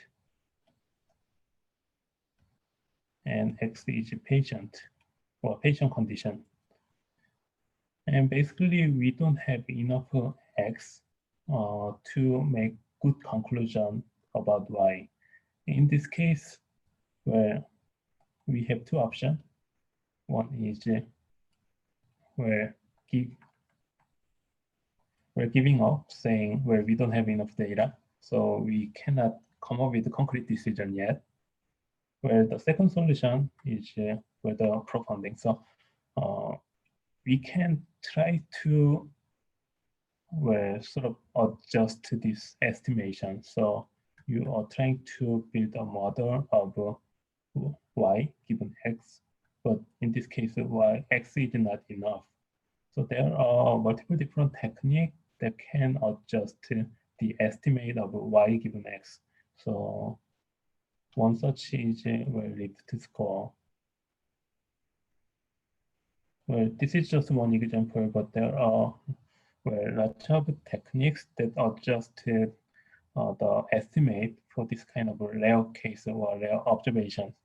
But in general, like this first option implies, coming up with a good estimate or good model for rare disease is very difficult, and that is one research topic. So actually, I'm working with pancreatic cancer patient.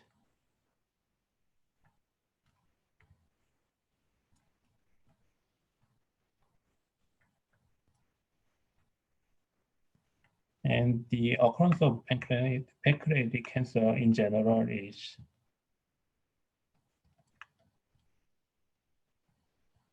about 0.1%, which is extremely rare. So given this, coming up with good data model is conventionally generally very difficult. But there is a specific sub-branch in machine learning called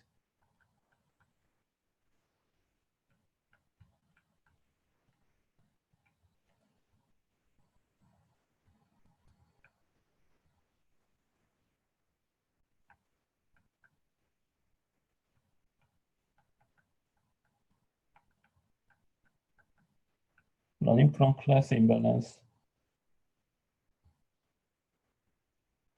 learning from their observation. These topics are related to the approaches that improve the quality of the model when the observation is low.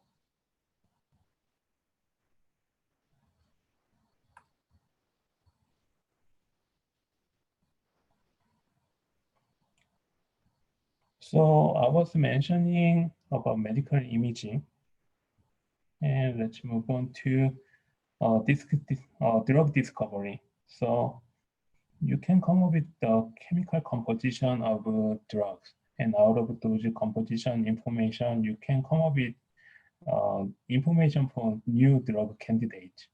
So this is what many pharmaceutical company is trying to pursue, and this saves a lot of money for their experiments. So this is one of the hot topic these days.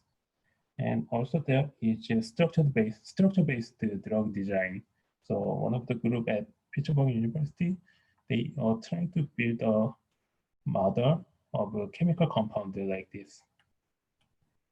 And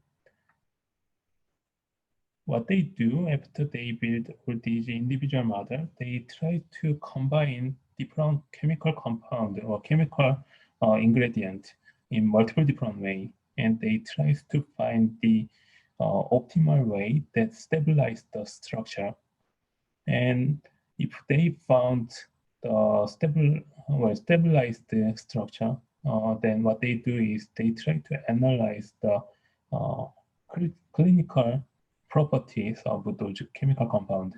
And if they have some kind of a clue or some kind of a hope to be a new type of medicine where they are pursuing the actual or physical experiment.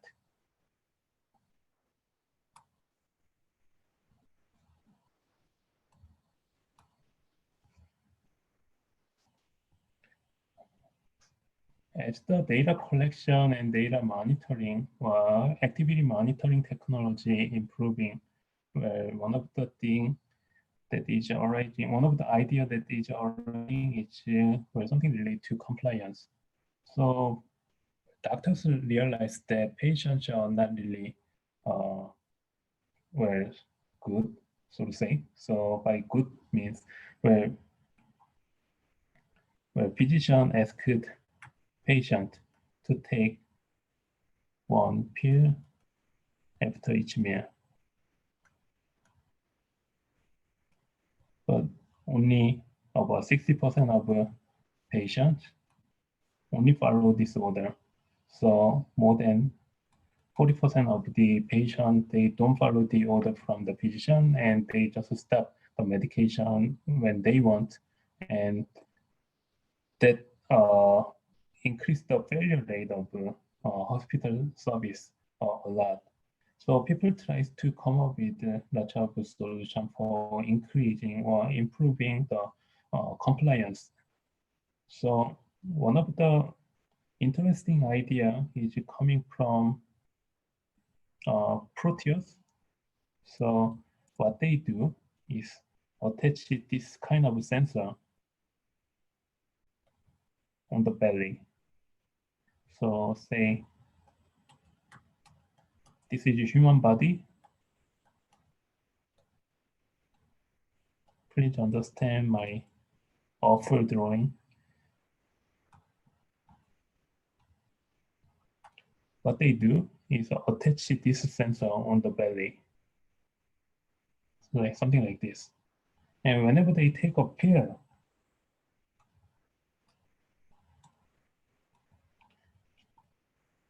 it goes into the stomach, and in the stomach, it will dissolve.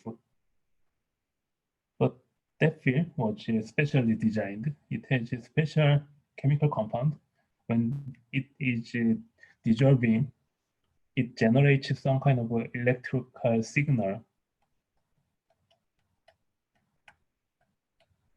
So just for a while, just one time. But that signal is captured by this device.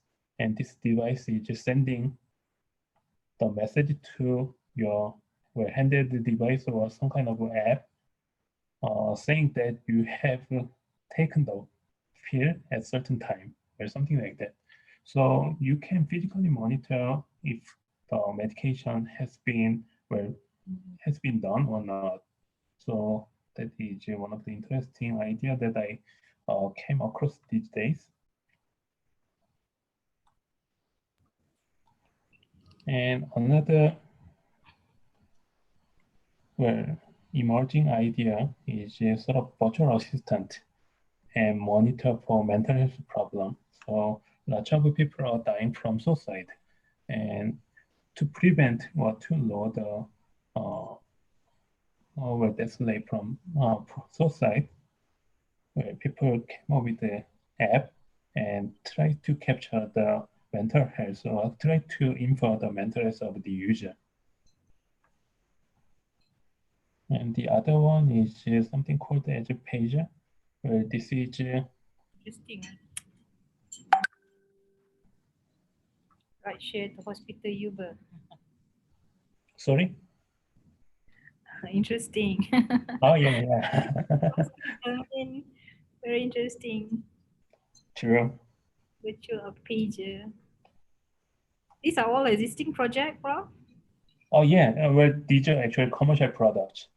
Mm. So pagers, well, this is where nurses on call or physicians on call. So you can call a physician to your place, like you are calling a cab using Uber. So you can,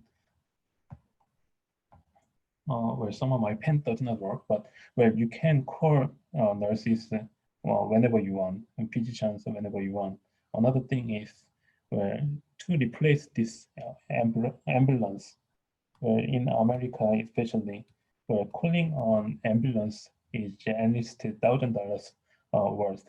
So, well, that's basically very expensive.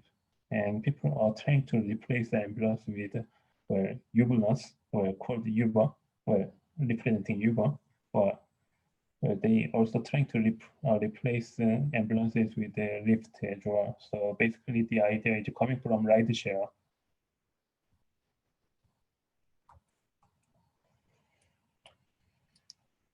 Can I ask a question? Yeah, sure. Uh, I would like to sort of like get what if all the expertise that you are currently discussing is very interesting. If we can just sort of like a developing system for the real time monitoring, for Mhm, example, the psychophysical state and activity of an individual, right? And consequently, the use of AI. mhm, So, in this context, the use of AI can be used to inform caregivers as appropriate, one, mhm, and number two, adapt the patient's activity. Number three, provide feedback to inform and motivate the patient. mhm, And number four, enhance the patient's perceptual abilities, meaning to mhm. say we can help to see or hear or note what is not obvious or might have been forgotten. So this nature of research could represent an extremely important problem area when dealing with psychosocial interventions Mhm, like telemedicine in general. mhm. So can we sort of like um, what could be beneficial in terms of AI is to to make a prediction, right? Prediction about all those consequences or the state of activity. Oh, well, what you just mentioned is actually one of the big addendum that we are trying to make in the product level. But at the same time, as a machine learning researcher, we are more focusing on the technology itself. So Okay. where things are well developing at this moment. So Mm, there are lots of players in the market, and they are trying to come up with some solution, and they are trying to compete in each other. But there is yeah. no perfect solution at the same time, unfortunately. So well, in the later slide, I'm going to explain some of my work, but uh, there is some kind of a Q&A question Mm, yeah. about your behavior, so daily Yeah. behavior. Yeah. So how Thinking many behavior. you smoke and how much you drink, how much you exercise, Right. and so on. And based on all this information, we want to predict the risk of cancer in Yeah. next 10 years. Yeah. Good. And well, the results that you will see in the next screen is well, basically the risk. At the Mm-hmm. same time, where the relative risk among your age group or your similar social group. So where you are like top three, you have top three risk out of your age group, where out of 100 people in your age group, or you have top five risk among your Yeah. profession group, something like that. We Yeah. are trying to come up with such application at the end of the day, and well, it has already, I explained, it has lots of those societal component in the application. Yeah. But as a machine learning researcher, I primarily interested in how to predict those risks if you have this kind of predictors. So there are two different layers. One is building up this kind of model. And you want to, well, of course, you want to improve the quality of this model. The secondary question is where it should apply to. So this is where those kind of non-machine learning or less machine learning stuff and more understanding about the domain is playing. And I think this is also a very important aspect of applying machine learning to healthcare. Good. We have two more questions, Prof. Oh, yeah, sure. More audience. Dr. Fatiha, you can join to ask him question. Please. Okay.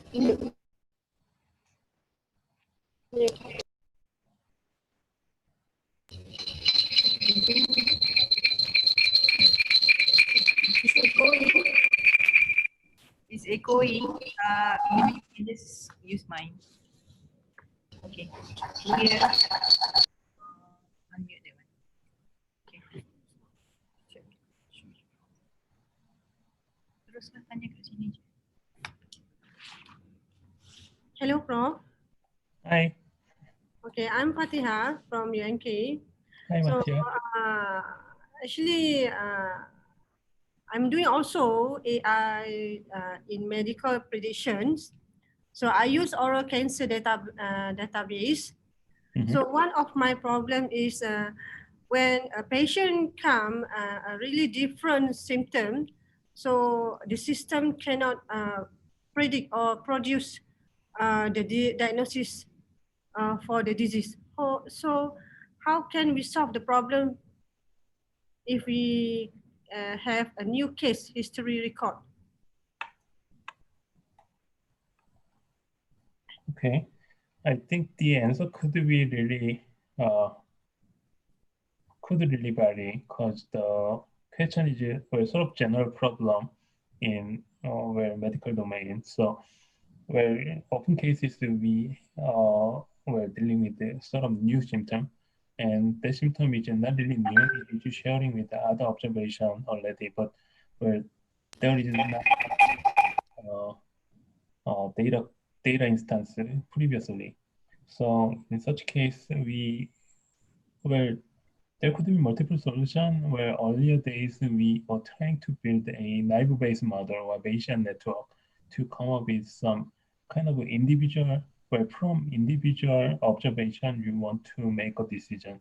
So where traditionally naive-based was the solution, but at the same time, naive-based is not really well applicable to many different problems because well, it has some kind of limitation. For example, you need to discretize your data before you apply your data, or before you apply your model to the data, or something like that. So, well, these days, people rather seek to have some kind of a latent model. So, where the assumption here is where there is some kind of a latent state that people cannot observe directly from the data, but there is some kind of well, internal vocabulary that is representing the data, and people are trying to capture that. So using those internal representation or hidden representation, you can improve the accuracy of your model or applicability of your model in general. Yeah. So well, that could be one approach that you can seek for.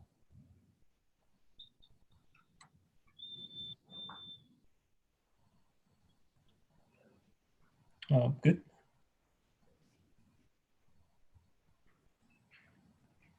Doctor, I can't hear you. I can't hear. We can't hear. We can't hear. So yeah, I finished my answer.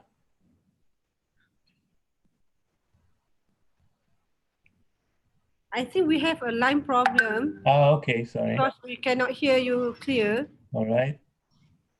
So, well, maybe I can resume from the uh, well, maybe latent model. So, well, people uh, put some assumption about the data staging or data status and some kind of internal representation of the data.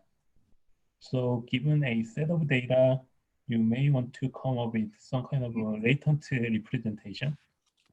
And using the latent representation, you want to improve the representability of your model. So, well, that's quite general approach, but you may take a look into well, this is not a complete solution, but one of the solutions that I have in my mind is a patient to bed. So recently, the techniques from natural language processing, they are trying to embed the vocabulary into numerical space. And by embedding them into numerical space, they also try to inject some kind of numerical meaning to the vocabulary space. Similar approach has been done in many different approaches, especially in medical approach. People try to map the patient state in the numerical coordinate system. One of the example of such is patient to bed. Patient to vector. So you want to represent patient in a certain standardized way that is learned from the data itself. And the other one is a quit back, where maybe I should remove this.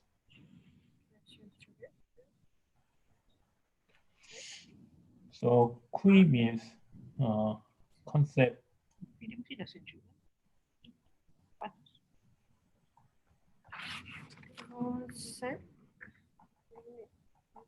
Concept unique identifier, and that is used in the SNOMED.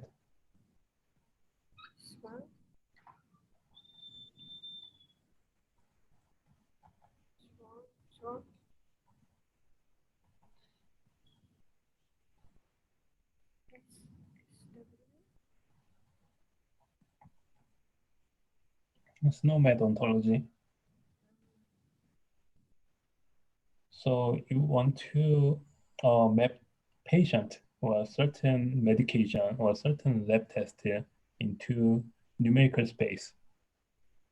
And while you are doing that, where some concepts or some patients with a similar state, they are falling into similar regions in the numerical area.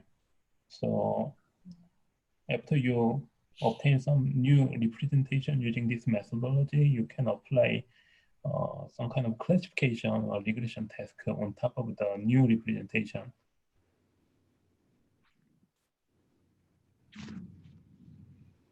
Is it good? Yeah. All right. Thank you, bro. No problem. Yeah, we have approximately like 15 more minutes. Yep. Okay. So let me move on faster. So the second bullet that I prepared there is AI. Oh, what's going on?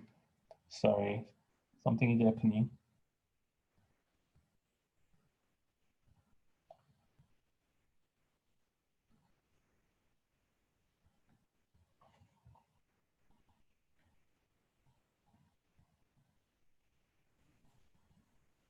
The PowerPoint is tired already.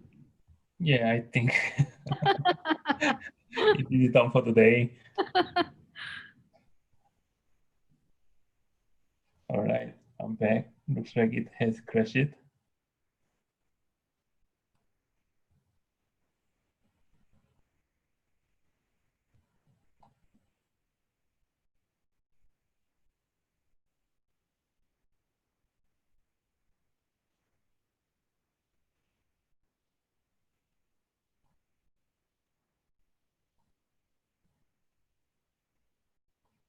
So second bullet that I prepared is AI for lifelong healthcare. So there are a lot of techniques in medical service quality improvement. So I only mentioned some of them, but I spent a lot of time already. And when out of the hospital, well, you also need to consider and do something about your health. So healthcare or lifelong healthcare is a more general meaning and what you can do in your daily life. So there are lots of activity tracker that traces your footsteps and your well, your route on the map or something like that using the technology of GPS.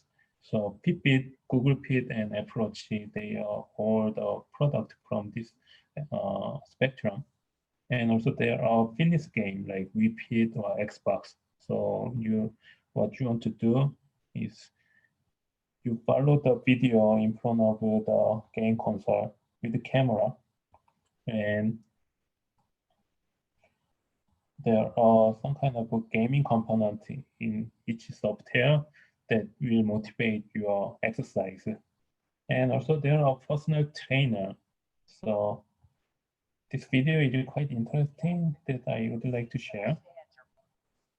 So while you are working out, well, you turn on your mobile phone and it analyzes your activity and it gives you real-time comment. And it also accumulates your activity history. So at the end of the day, it calculates the calorie that you consumed and the amount of exercise you did automatically. And this is another interesting stuff. So where things are getting more general and getting closer to our daily life. So what you need to do with this bite snap is just take a picture before you start the meal. Then it will analyze the nutrition composition automatically. So if you want to reduce down the amount of carbs, then you may want to avoid certain type of food or meal menu. And if you want to reduce down the amount of fat that you consume, then this will be a helpful guide. And the device on your right, that is sort of analyzing your health condition based on a drop of your blood. So what you need to do is put in your finger in the stuff and it will eject a very small amount of blood and it will automatically analyze your health condition. So this news article even mentioning Star Trek tricorder. So the things that we watch in scientific movies are coming to our day.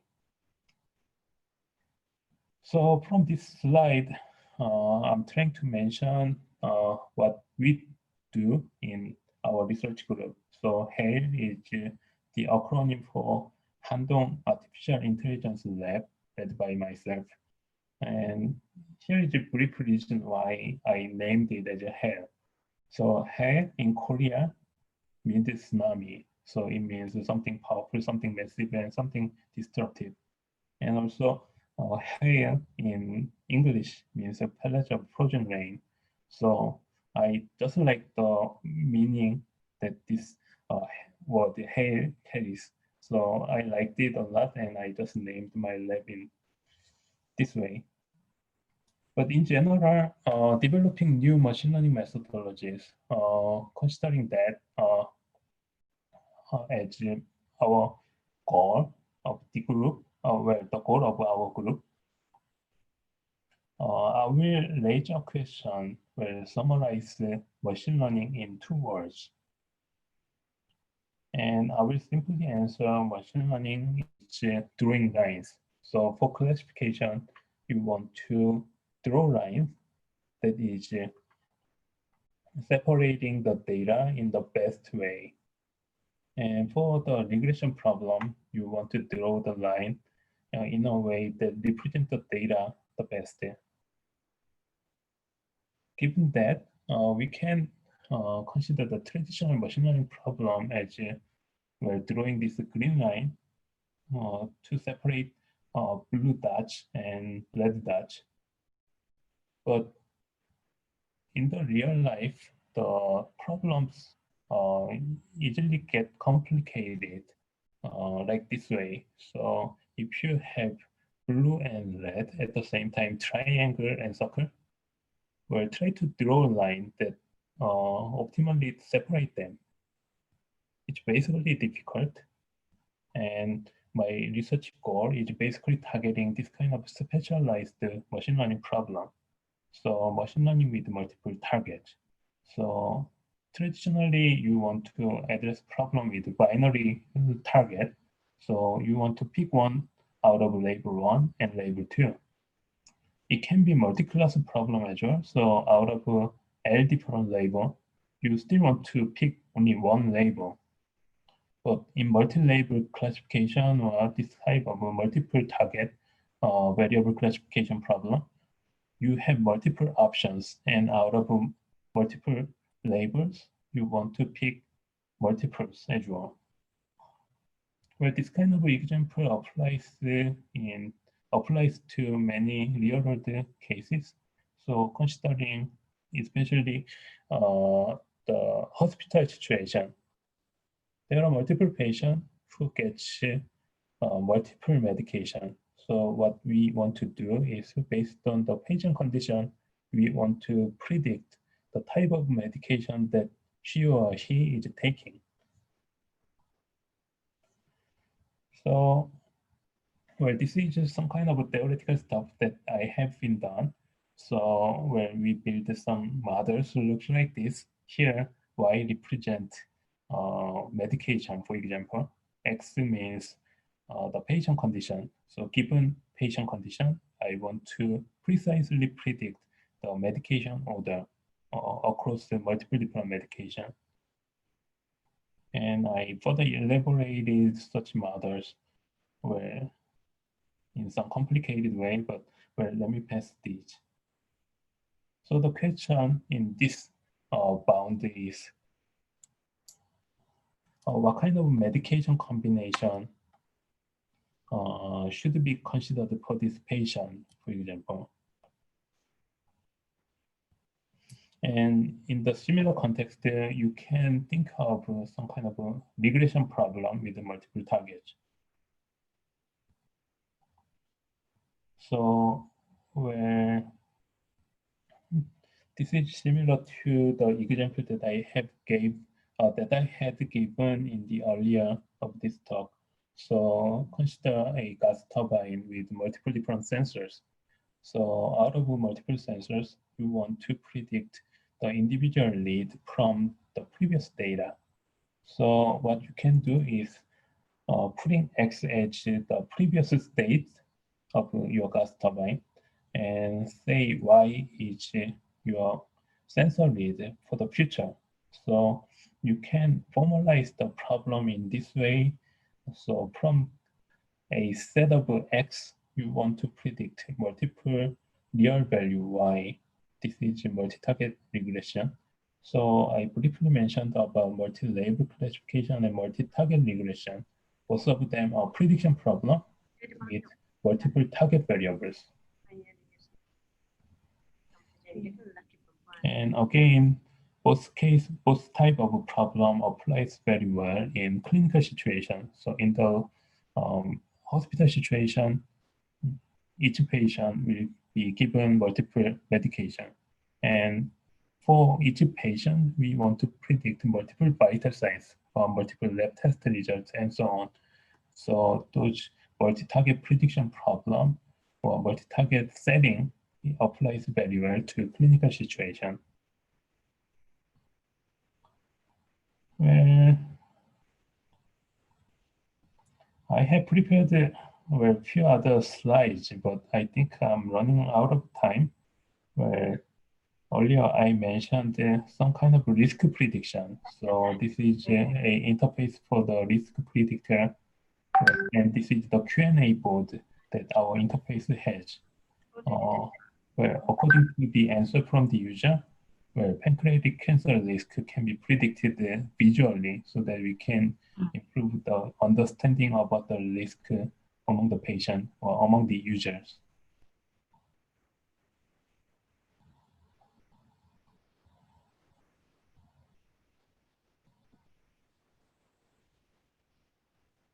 And this is another thing that I can mention in 1 minute. So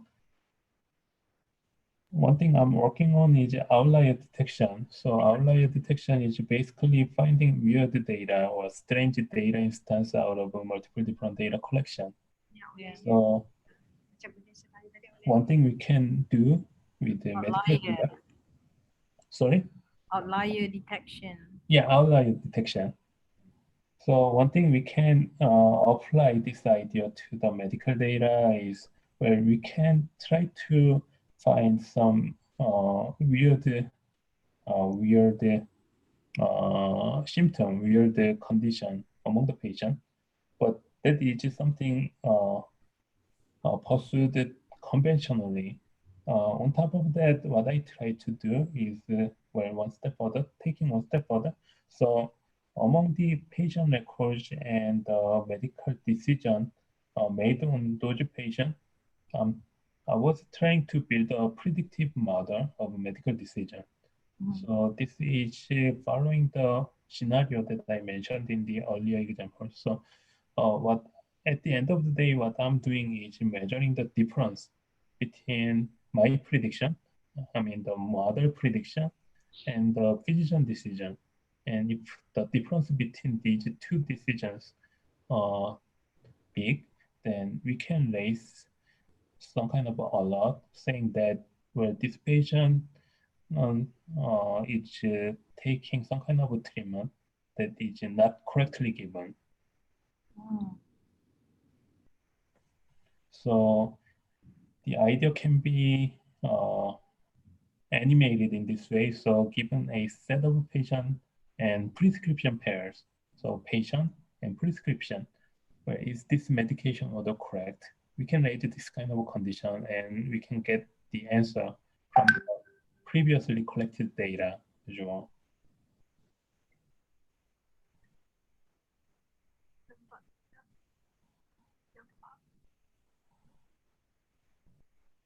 And there are multiple different projects that I'm currently running.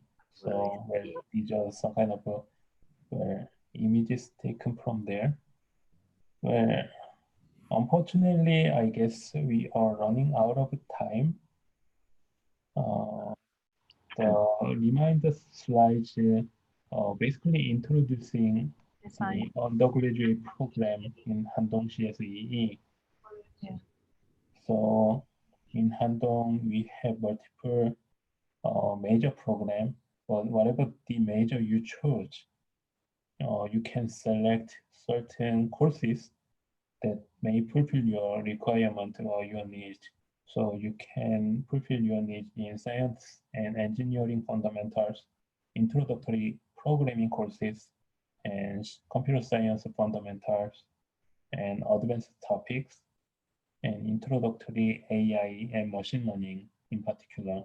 So by taking these highlighted courses, you can prepare some kind of basics and fundamentals going towards to become an AI expert or machine learning engineer. And at the end of the coursework, our students, they are all doing capstone project as one of the tasks for their graduate.